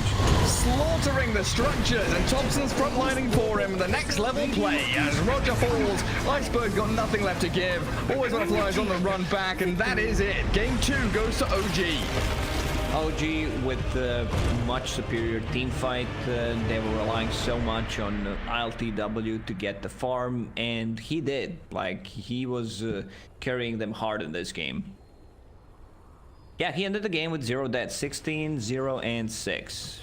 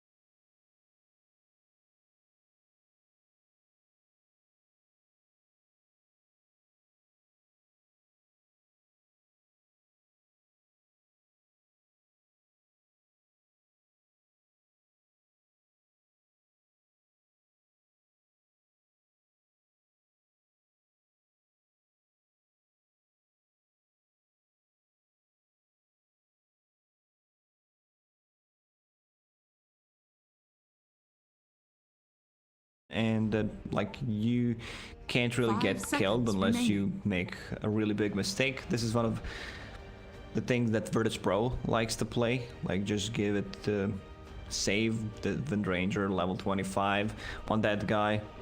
We've seen what yesterday, Mask of Madness. I think this might be the first time I've ever seen that item. It was the game was pretty much over, but still. And it's a pretty nice lane with the Centaur as well, right? You've got the ability there for Centaur to kind of 1v1 the PA, and then Windranger's dealing with the Shadow Demon. And then you'll have Shackles into the Stomp. Great ways to set up for that early pressure. Choose your Iceberg hero. Zeus, the old classic for them, going to come out and give that nice burst damage from that mid lane. And they do swap things around. The RodjER Shadow Demon, so position 4 for him, and always want to fly the 5 Lina, which you've been mentioning recently, but I've not seen yet. The next label plays. Yeah, it's still a very strong position 5. Just want to see how it's going to be matched up against a Centaur and a Windranger. Like, everyone kind of moved on from these ghostly cosmetics from the Dire Tide, but Kez was like, nah, I'm keeping it. The Ghost Centaur. A ghastly visage from the Nether Realm. RTW's got a pretty spooky looking mount as well. It's like a dragon. It's got wings, it's got big sharp pointy teeth, and some electric blue horns. How are these lanes going to go then? Kezu going to be matched up against this V-Tune and always want to fly lane. Have Seb to help out the Centaur. Topson mid against the Zeus. Should just be a farm trade for the most part early on, but it comes down to those like level 6 rotations, which definitely could be great for Topson's puck.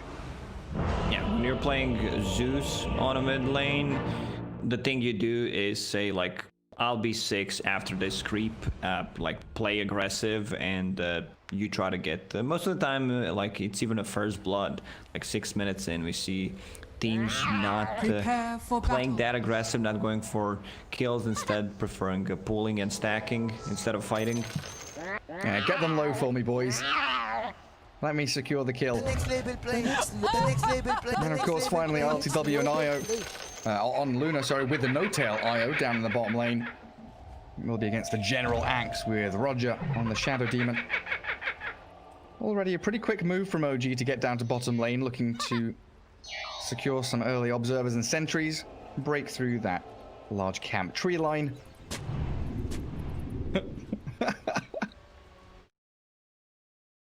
Pings. No-tail still wants to break as many trees as he can here, so Shadow Demon won't have an easy time hiding away in the fog. And they spot out 30 General. seconds to battle.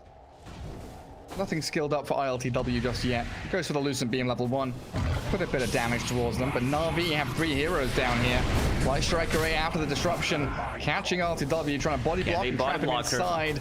Lucent Beam comes, and RTW, he's not going to survive this. Ooh, with the heal coming through, the magic sticks.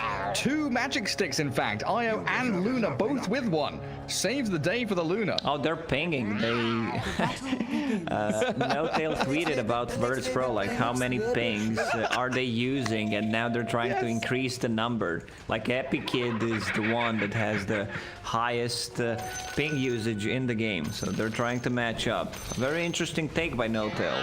Like you could see Seb was mad pinging on ILTW. Yeah, I noticed that in VP games, if there's a pause, you want to take off your headphones when the pause resumes, because the amount of pings that suddenly appear on your screen is pretty ridiculous. Battle Hunger level 1 from General, but No-tail tethers back to RTW. Still a good amount of damage here from Na'Vi. Getting up in the face of OG very early on. Ours. Yeah, that first rotation, kind of forcing them to use multiple tangos and the healing salve could be a changer in this game. Like, OG is ready with the sticks, like they were prepared what they're gonna be against in the lane. Can still recover, like that healing salve is gonna make the difference, because like No-tail right now would gladly use it and bring Luna to full HP and heal himself up. And also something here, the Luna against the Shadow Demon. Very often we've seen them paired together for the illusions of Luna to come out. It's going to be a really nice, strong ability there for RodjER to utilize against OG. I think Into the other lanes though. during the Epic League, Enigma, like at the start of the tournament, picked as the last pick into Shadow Demon, and it was not good because Shadow Demon had one job, like I'm just gonna use ulti on Luna, Disruptor, and kill her with only illusions. Top lane looking pretty decent for Na'Vi. V-Tune farming away, of course. Centaur not too bothered by this though. So far, Seb has done a very good job tracing the movements of AlWAYSWANNAFLY and keeping the harassment on him. And then into that mid lane, Zeus at 10-1. Puck has caught up. I noticed a little bit of a disparity earlier on, but Topson had another wave coming in to meet him. Zeus. Yeah, interesting that Topson didn't start with the magic stick.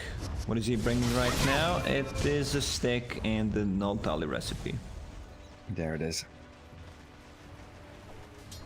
Probably still going to be his build, right? The double null, Urn, brown boots, E-blade. Try and zap people down with all that magic damage. This bottom lane just continues. RTW's run out of mana, but they've got 2 full sticks to pop. Maybe they can move forward, get in onto RodjER, but Shadow Demon not really worried about giving them stick charges. He's just spamming out the Shadow Poison non-stop. Also, Notel not afraid to just use the stakes because they're spamming so many spells to keep the mana going on Luna, and Luna has 10 stick charges for herself. Seb's dying. V-Tune secures it. This time, Seb not respecting the level 2 of Lina. Fly Strike Array with a Fiery Soul, giving those extra right clicks from AlWAYSWANNAFLY. So a good first blood there for Na'Vi, getting up on the board Dire's structures are with a PA fortified. who claims it. Mid lane Station on the coming mid in. lane. Shackle. Oh, He's Zeus trying to has a find bottle an and the mango. I don't think they're getting the skill. Topson's incredibly needs to be low. careful. Pops the stick, has a Fairy Fire, waiting it forward. Topson's going for it. The Shackle's there, and Seb going for the right clicks. Iceberg, he's got the lightning spam, but he doesn't have the HP to sustain it. Good move from OG. Yeah, Seb was very patient with that Shackle. Just made sure it's gonna connect. Rune spawning in 15 seconds. Topson, very low on HP, but bringing the healing salve. Playing RodjER dropping low. He sure is, and this Luna with the right clicks finishes the job. And now they can turn. They have 5 stick charges on Luna. There's no way Axe starts to play aggressively. You see Axe just putting a 2nd point in counter helix. I might, start to struggle a bit as time goes by in this lane, so might need to just be in the jungle. Does cancel the tail end of the salve, but Notel's already done the job of healing up RTW. AlWAYSWANNAFLY escaping from Seb and Kezu. It looks like Wind Ranger going to be taking that Urn. So Topson, wait a second. Double Topson Urn. and Seb, Top tower is Lacoste, under attack. you've got some words about this. Someone needs to sell it. Like, whoever buys it first, the other guy needs to sell it. What they can do is to not lose the gold if you already buy a second one. Is like, if you want to give priority to one of those, just put it in the backpack when you're near the kill. Like, just to be sure that the other guy gets it. Oh, that's a lot of regen going down the drain. Notel loses out on his courier with double stack tangos. It's 6 right now, so they need to start playing aggressive and check the bottom lane. They're going on RTW, trying to stack up poisons, but very defensive positioning here from OG. Plenty of 1 charges for Luna as well. 16, she's gonna just have to pop it now, surely. She's Scary fine. times. The extra regen from the tower, extra regen from Io, keeping her alive. Oh, and a D-wall. 40 seconds before it was about to expire. Nice bonus gold. The Thunder Goes Around lands as Topson, Dreamcore's mid. Iceberg just whacks him with a lightning and looks for Seb now. Bottling up, level 3 arc lightning. I don't know if he can actually finish off Seb, maybe with the punches and the Thunderbolt. Not quite enough. And Centaur's TP really putting the fear into Iceberg there, as Kezu will cancel it in the end. Rune spawning in 10 seconds. I want to see a rotation from Na'Vi just to secure the rune for Iceberg. Triple null talisman already done. One thing Iceberg does with the Zeus whenever he plays it is the Aghanim Scepter rush. Like, most of the time he just loves to get that Ags, more damage, allows team to play much faster. You have that extra damage, especially with the, just the setup. Shadow Demon's Disruption, Axe Call, even a dagger from Phantom Assassin might give you 2 hits from Nimbus. Yeah. Triple null brown boots, and then it gives you the option later on to, you know, blink dagger, boots of travel, whatever you may want. They did finish off both urns, Wind Ranger and Puck. Radiant structures are fortified. It's still a pretty good early stat efficient item. Topson with Dream Coil ready. Thinking There's about the a bottle mid. refill. RodjER, Sure what is. a bro. Like, he tried to secure the rune. RNG said not this time, so he goes back, even though he did not need to go back, and TPs just to give Zeus a better time on the mid lane. Do you think that'll get changed next patch? No, I think that's completely fine. Bottle refills completely fine. Okay. That was such a RodjER move. Radiant's courier has been General killed. snipes out the courier as No-Tail loses it for the second time in a row. And Seb chased back by RodjER. We'll have to leave that dire jungle for now. And this leaves RTW and No-Tail a lot of free room to maneuver. Axe is just trying to cut creep waves, while Luna farms through a couple of nice stacks for himself. As I already mentioned, like, Axe will have a really hard time just farming the lane. Top. Kezu set up for this. Dream Coil catchers always want to fly. They don't find the PA though. Seb, power shot. All according We'll slice through the trees. V-tunes out of there. Seb's like, the fuck, man, I did not get the urn charge. What happened? Radiant's middle Maybe I was tower not is under close. attack. I'm pretty sure they know they have 2 urns by now. They've got to. Surely. Well, there's a bottle refill for Iceberg with the illusion rune. 1300 gold already saved, so point booster can be purchased towards the Aghanim Scepter, which you rightfully said is queued up already. Holy Trinity. General trying to finish off his phase boots. Desperately want to try and get that blink dagger for the catch ability. That's interesting. Iceberg's gonna be taking out all the stacks. They've built these up, and I thought maybe the PA would come and clear them, but I guess Iceberg with level 4 Arc Lightning much faster. Yeah, and I talked about the Aghanim Scepter rush. He wants to get it, so I'm completely fine with that. You know, just giving him the farm instead of PA, and the PA struggles to farm those creep camps before the Battle Fury. So you're also giving enemy opportunity to just come into your jungle and farm it. Dire's middle tower. There's a lot is of under stacks attack. here for Iceberg, actually. Had a large camp like stacked 4 times, medium camp stacked a couple of times. There's another large camp that's stacked once as well. Oh, relocate top on the shackle shot. Always want to fly, double edge. The white striker ray doesn't connect, so they dive the tier 1. They want the PA as well. Blurred up V-Tune is back into the trees, cuts through a little path, an avenue back to safety. The world around us is quite And that small, relocate friend. will return RTW and No-Tail back down to bottom lane. And Zeus has made a move up top, and they want to take down Kezu. Thunder God's Wrath is ready if they really need it, but with the Arc Lightning, they've got more than enough to bring him down.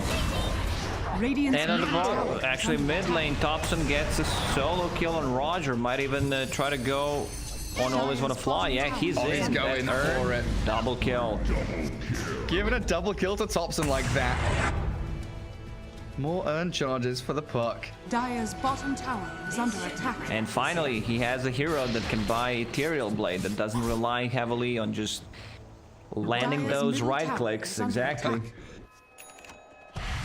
Well, Axe giving up a little bit on cutting those waves now. Very afraid of Topson's Are rotations. scanning. He's gonna make a little base camp back in the triangle, probably farm through the Ancients and these large camps himself.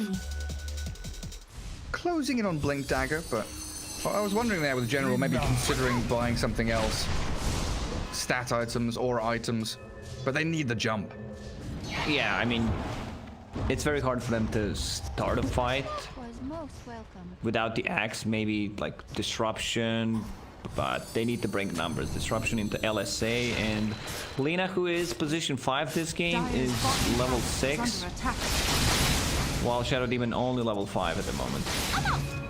Yeah, trying to give RodjER a bit of time top lane, but RTW's rotation with the catapult wave seems perfectly timed. As OG lose Topson in the mid lane. Thunder God's Wrath there as Iceberg slaughters the Puck. Seven's like, I got Top. this. Listen, you just RTW's been died. jumped. Bottom tower. I still have a Stampede. second urn. Yeah, true, but he's got no charges on it. Dire's top tower. Zeus under is attack. hasted, sprinting across the map and looking for Kezu. Tries to stomp and turn, but the Laguna Blade's there. Level 6 on that Lina, you called for it, and Iceberg dominating on this Zeus. He's got Ags in 200 gold. It's going to be a 12-minute Radiant's Ags. bottom tower This is could under be attack. like a groundbreaking Dire's item middle where tower is under like attack. they start playing more aggressively, 600 gold away until Axe gets his Blink Dagger, and they can get so much use out of that Aghanim Scepter. Radiant's top tower. So now is for under OG attack. trying to bunker back. Good stacks on their camps here, but they're relocating bottom for the shackle shot onto General. He calls up LTW and goes to the TP home. Lucent Beam's coming, not fast enough though. Really well played by General there, knowing his timings with a level 3 Berserker's Call. 2.8 seconds. And then OG back into that triangle again. They've got a big old large camp there for ILTW with a Mask of Manas to farm. With this Dragonlance, says, Axe like, feud. Luna, I do not want to take fights. I don't have a point in Eclipse at the moment. So Topson. I'll be just farming. Super aggressive onto Always Wanna Fly. And there's the Nimbus with V-Tune there. Trying to finish him off, and the puck is just gone. Space Surprise. created.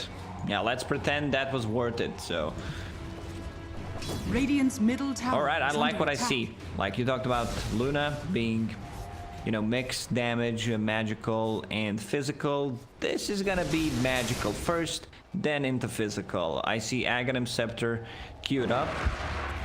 It's easy to set things up with the Dire's top puck, like tower is under we just attack. orb and use it on him, structure is Stampede to close the gap. And that Centaur Blink is coming reasonably soon as well. OG spot out the Rainbow TPs coming top lane. Some hefty defense of the tier 1 tower there. Na'Vi not giving up anything. They want to keep V-Tune farming in this jungle for the Battle Fury that is now completed as And he gets Topson. deleted from What? the game. Already used the phase shift. And Zeus like, I'll take it. A freebie for 1200 Iceberg. gold on Zeus, yeah. He's got 8k net worth. Dire's bottom tower. Laguna is Blade on under no attack. tail now. IO drops, so the two supports pairing up. Always Wanna Fly with a massive amount of burst damage. Na'Vi really setting themselves up for a great mid-game. As long as Iceberg can keep himself out of harm's way, this guy's going to keep pumping out magic Radiant damage are scanned. really consistently. They jump bottom lane, RTW, half HP, but the shackle shot from Seb keeps the PA away. General's fast though, speeding forward. The Stampede will save them from that call. RTW being chased with a Nimbus and a blasting damage from Iceberg. Na'Vi cruising now. One Seb, diving tier 1. Wind Ranger, what are you going to do? Yeah, you're going to get zapped by the God of Thunder and dunked by Axe.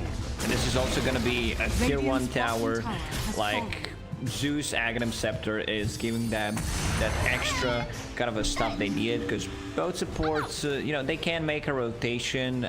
Shadow Demon needs to use a disruption. That's pretty much it. It's very hard Radiant's to top tower is engage under any attack. kind of a fight with position 5 Lina.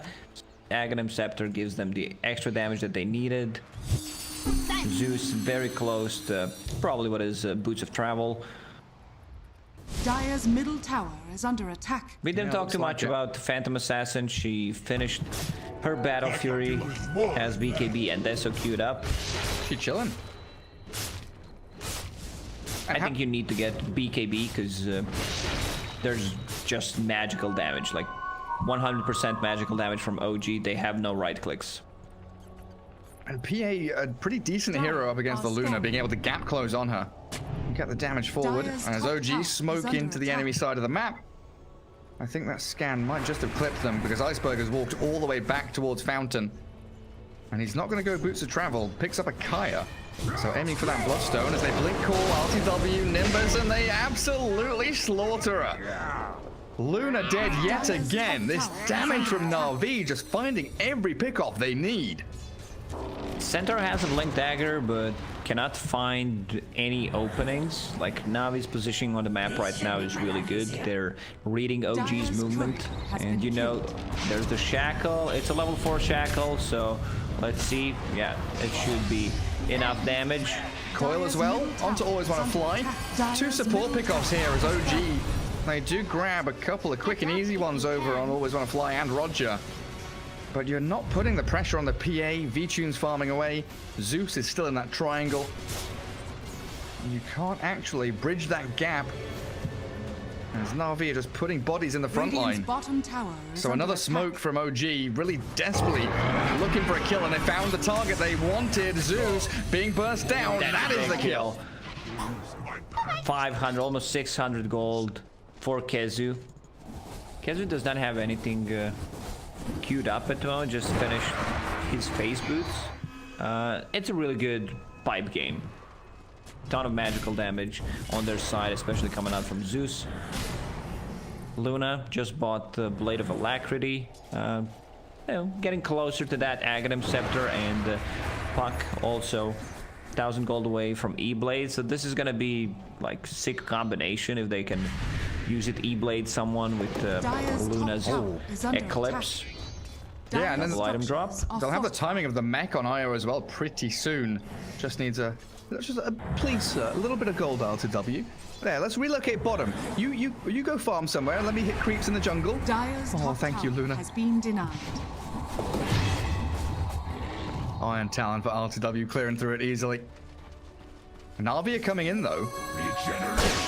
They feel they know where they are, and that Thunder God's Wrath is going to actually get them the jump they need onto RTW. Nimbus there, but the Kezu with a turn. Blink Stomp as the Light Strike Array misses. The Dream Coil catches two of them. Topson, he's got the turnaround play. He's actually got AlWAYSWANNAFLY trapped inside, and that's it. Beautiful. OG bring everybody into their triangle to make sure that RTW is safe and sound. They need to bring one extra Radiant's hero, and that middle extra tower hero is under should attack. be Shadow Demon. You know, Demonic Purge inside the Nimbus will give them like 3 procs probably. With the axe, it might give them even more. Phantom Assassin finished BKB, so she can join the fights right now. E-Blade done. It sure is. Radiant are scanning. Seb with that Blink Dagger. Looking for the jumps. General Axe TPing top, but without the rest of his team.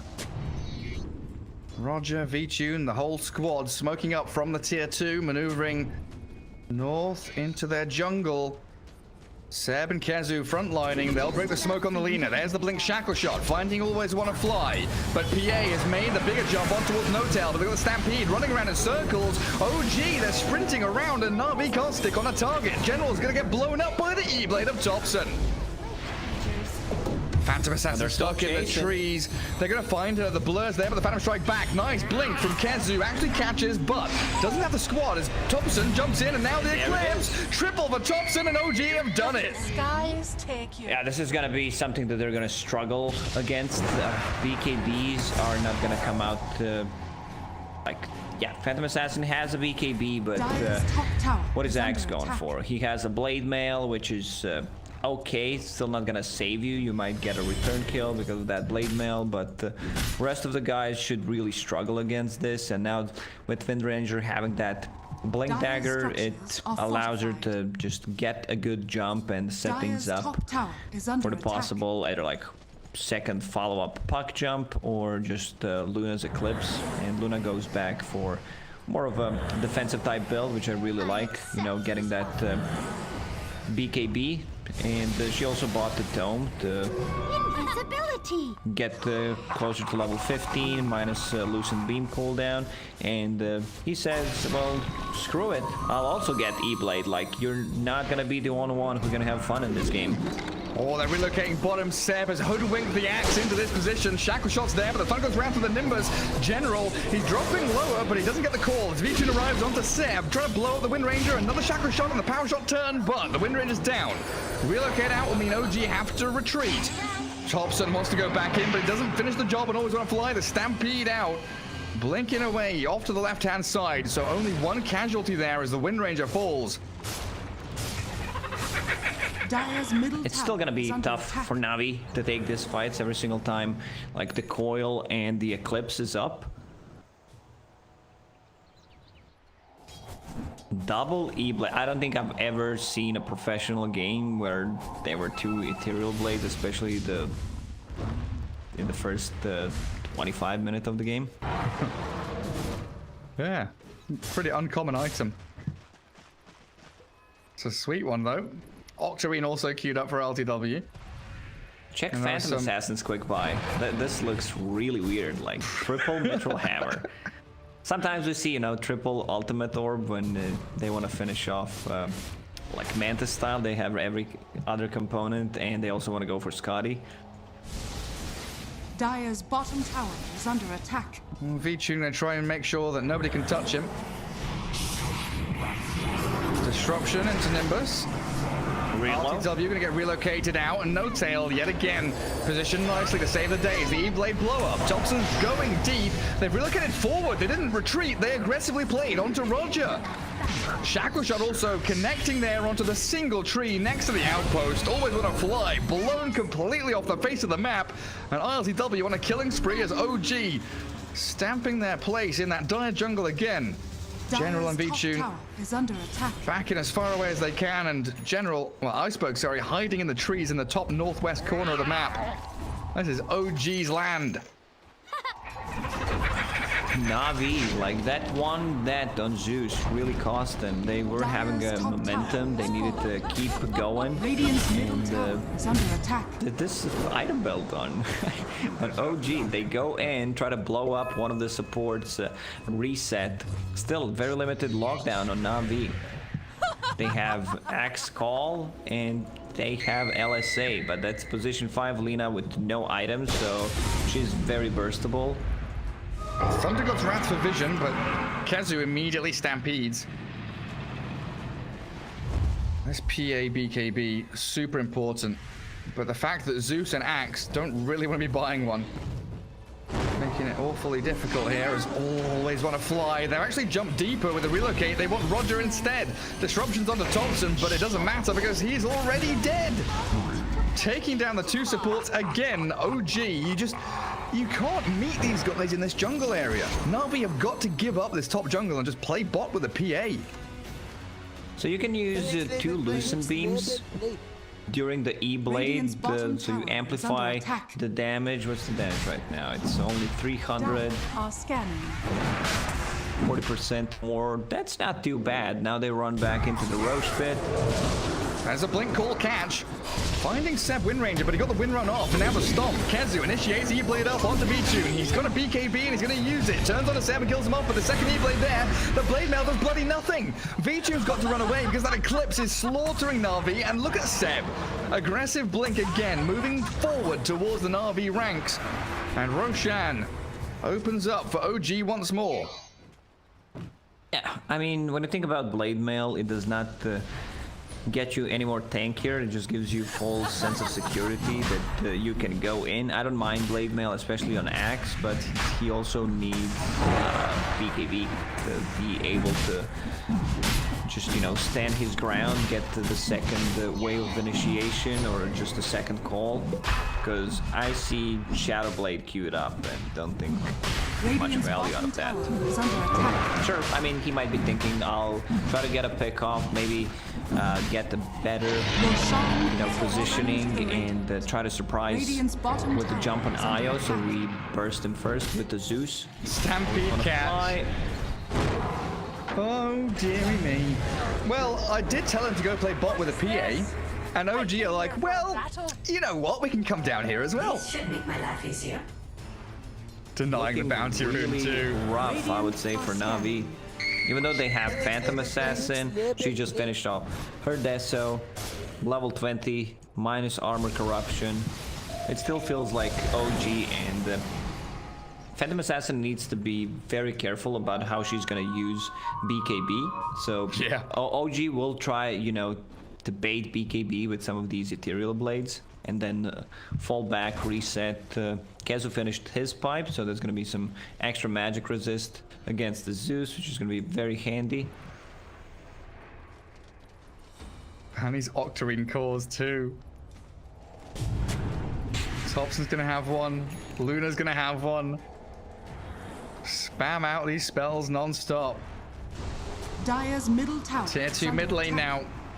As OG Really relentless in the way they're controlling this map. Structures are fortified. We've not seen too much from Iceberg in the past Radiant 5 or 6 minutes. structures His are net worth fortified. has slipped now down to 3rd position. Yeah, I mean, he had what, 13-minute Aghanim Scepter with 3 null talismans, then finished Dire's Kaya, middle and tower only managed is to under attack. farm Dire's up a middle Blink tower Dagger. has fallen. Shackle shot. Ooh. Seb was fishing for it. Decent Na'Vi vision though, keeping tabs on OG in the meanwhile. Topson is still smoked and hasted though, and look at the 2 supports, they're pinging it out. Topson, he's got the perfect jump, 2-man waning rift, Dream Call there, E-Blade zap, Blink Call though, in from General, catching Topson, blowing up with the Laguna Blade and the call. General gets the slam down onto that killing streak, but Kezu finishes off that Shadow Demon as the relocate not coming. Kezu's left up here alone. Vichu's gonna blink in and find a bonus kill. Wow. What happened to reload? I did not see. I was just watching Kezu try to get a kill. Axe with another good call on Seb. So pretty Dire's decent middle tower one. is under attack. They don't really have a way to catch up to him. I gotta say, ILTW seems much more comfortable playing with OG guys than he did at the start of 2019. Feels like he really improved. Maybe, you know, back then you get invited by OG, you're like maybe not, you know, getting the best out of yourself because you feel like you need to, you know, be that guy. They won TI twice, so it's a tough one for him, but feels like he really improved. It's all those pubs he's been playing, like, you know, 20 a day or something insane. Practicing all the chat wheel and voice line spams. There's ILTW with that Aegis and the Eclipse Aghanim Scepter. RodjER forced to use the disruption defensively, but now he's isolated and slain by OG. Na'Vi with no turnaround play. The rest of them looking to collapse towards the Dire base as well. Once Lina gets to level 20, the extra 100 damage on Lucent Beam, which is amplified by Ethereal Blade, and the Eclipse, of course. They're having so much fun in this game.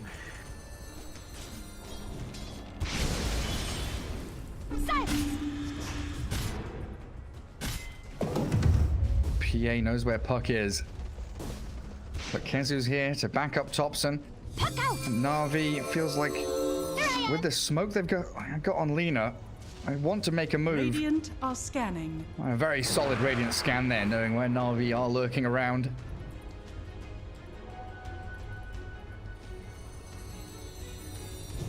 And OG just going to gather up, play into their vision. Make sure They have that 30 can get the seconds jump. left. Aegis. Maybe they could try to go and grab a tier 2 tower. Don't think you want to go for tier 3s, especially with no Eclipse.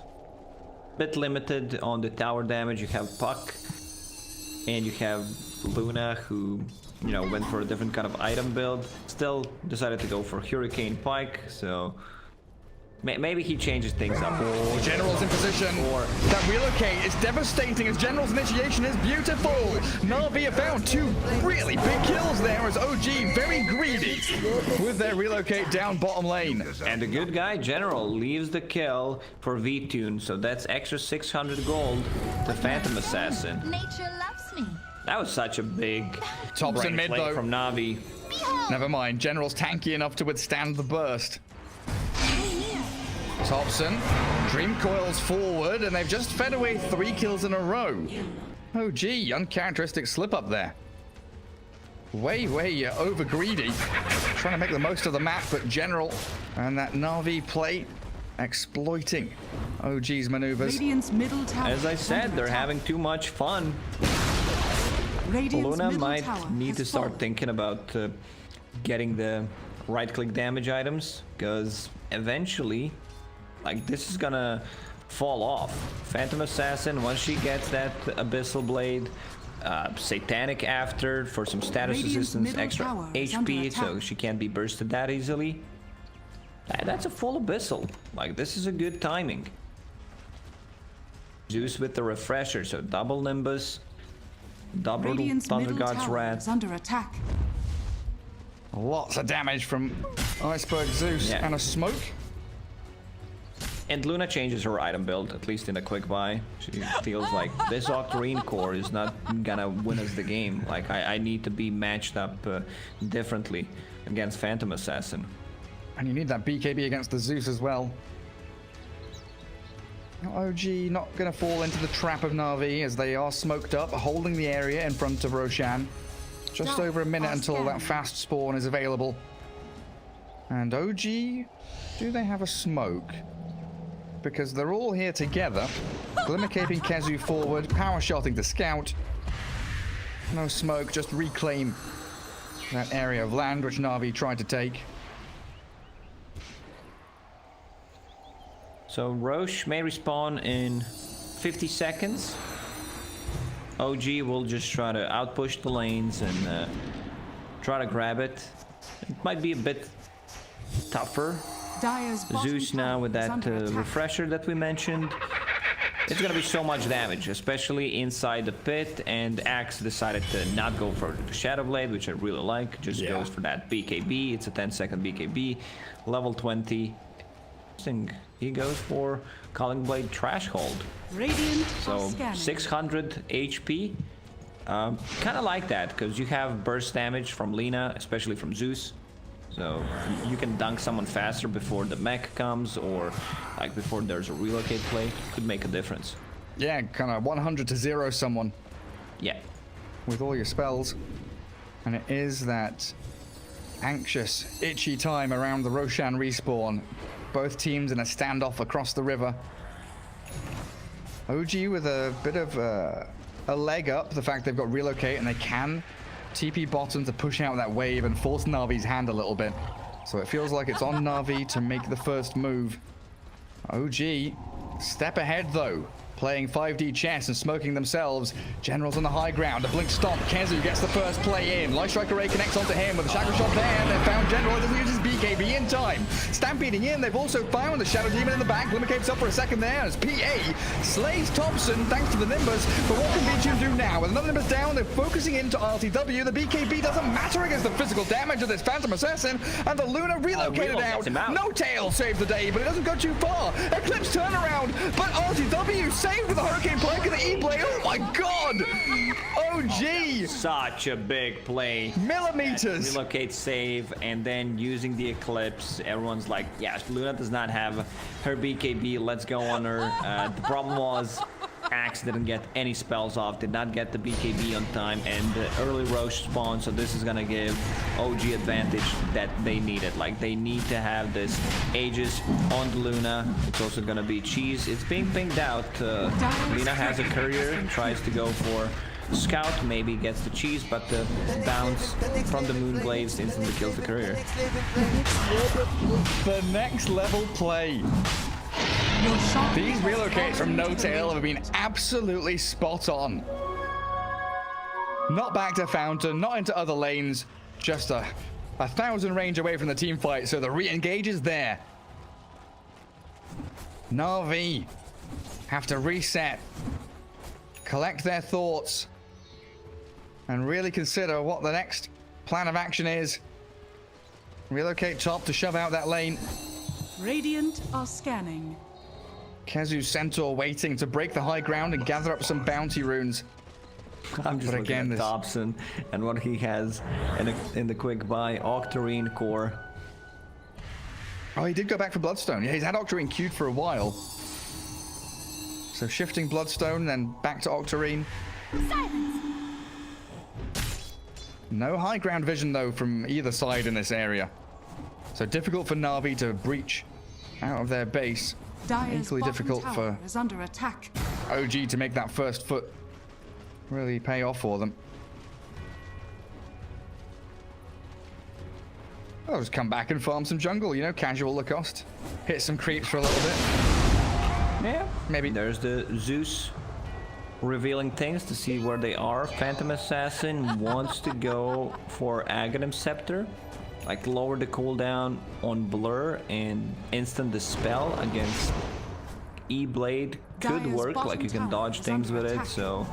Okay, would still prefer Satanic to be more tanky and be able to stand your ground and have like a budget Aegis once you pop that Satanic. Dire's bottom tower has fallen. Budget Aegis. Na'Vi scurrying around trying to keep these lanes out. But they can't separate. They need to be that 5-man squad. OG so good at picking them apart. Dire's middle If tower anybody is under shows attack. himself on the map.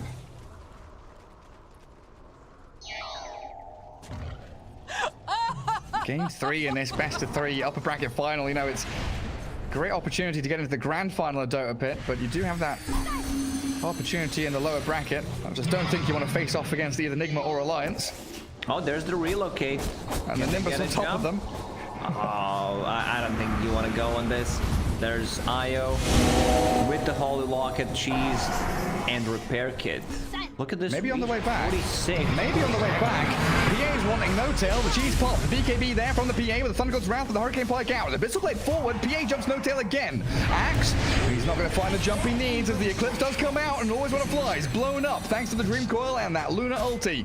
Seb, Invis, Glimmercaped and sprinting forward, but Na'Vi yet again scurry back to their base, forcing the buyback of Io. Was that just a 1-for-1 trade with a buyback from No Tail? Oh, and Luna finds Illusion Escape, so there's going to be more bounces. Doesn't have the Manta style, so... But still, it feels like a very poor item. Shackle shot! Seb! He's got the opening, but the disruption save in from RodjER. Kezu now way too deep, and they've also jumped onto Topson's puck. The tether forward. Laguna Blade does nothing, and Topson's got the Bloodstone charges there to heal him back up decently. Glyphing up their tower as this Luna with the illusion doing some serious damage and nearly blowing up Always Want to Fly in the backlines. Retreat now from OG though. Another banish from RodjER makes some more lunar illusions. They know. Careful though, that BKB forced to come out as the Aegis still being held by ILTW. They see where that Shadow Demon is and they E-blade him, nearly kill him. The final Lucent Beam will do the trick. No buyback on RodjER and Always Want to Fly blown up as well. Both supports down and Na'Vi in a 3 versus 5. OG have broken the base and they've got Dream Coil 2. The Centaur Stomp dodged by the 2 BKBs. But Topson annihilated by the 2K crit, but they've lost their barracks. And I don't think they're gonna stop. Like, they don't have Topson. Luna will have Eclipse in 17 seconds, so they can try to fake it like they're going back. Are there any smokes left? No. Also, full Lincoln Sphere completed on Windranger. You know, just for that, like, Abyssal Blade jump, or to use the Disruption on Luna, which is kind of big. I see Shadow Demon, like, he wants to get that Aghanim Scepter because it could make the difference. The break mechanic against Luna, so there's no Moonglaze, no Lunar Blessing. Oh, Spell Prism, like Puck will say, yeah, give me that instantly. Like, this is my item. Straight away he grabs it. Aegis reclaimed in 5 seconds. They already used the cheese in that previous fight. So in terms of Roshan goodies, we are back to even. Phantom Assassin, a good 5,000 net worth behind the Luna at this point, though. How much would you say? Oh, Axe? Nope, never mind. Doesn't find Seb. How much would you say that, you know, 30,000 net worth on Luna? If you were to give a percentage increase here with the IO tethering her, you know, would you say it's like 30% increase, 40% increase in terms of actual effectiveness of her net worth? I'd say 25 to 30%. That's a good number. Shackle shot. Never mind. OG just poking.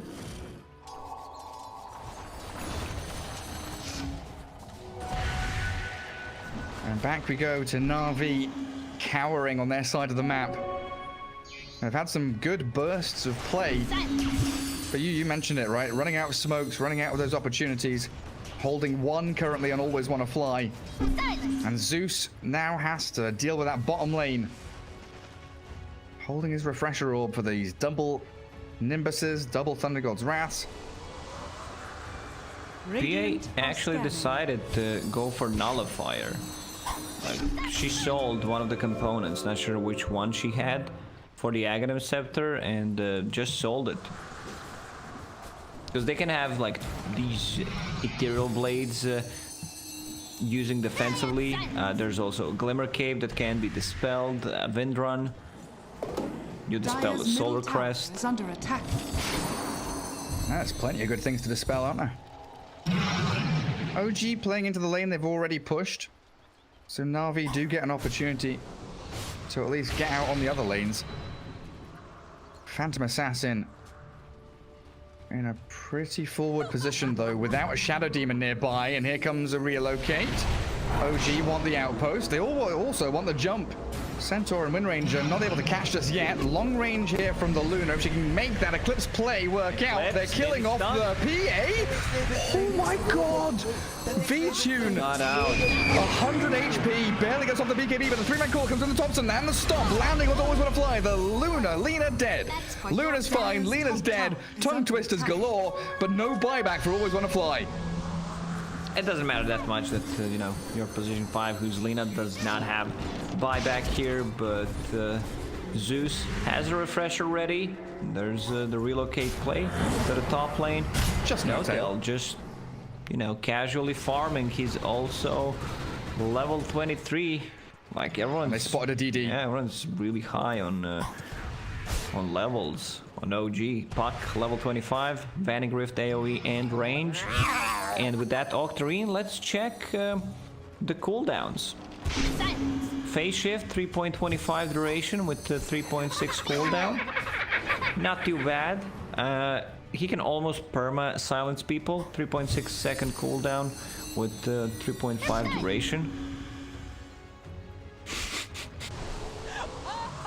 Radiant are scanning.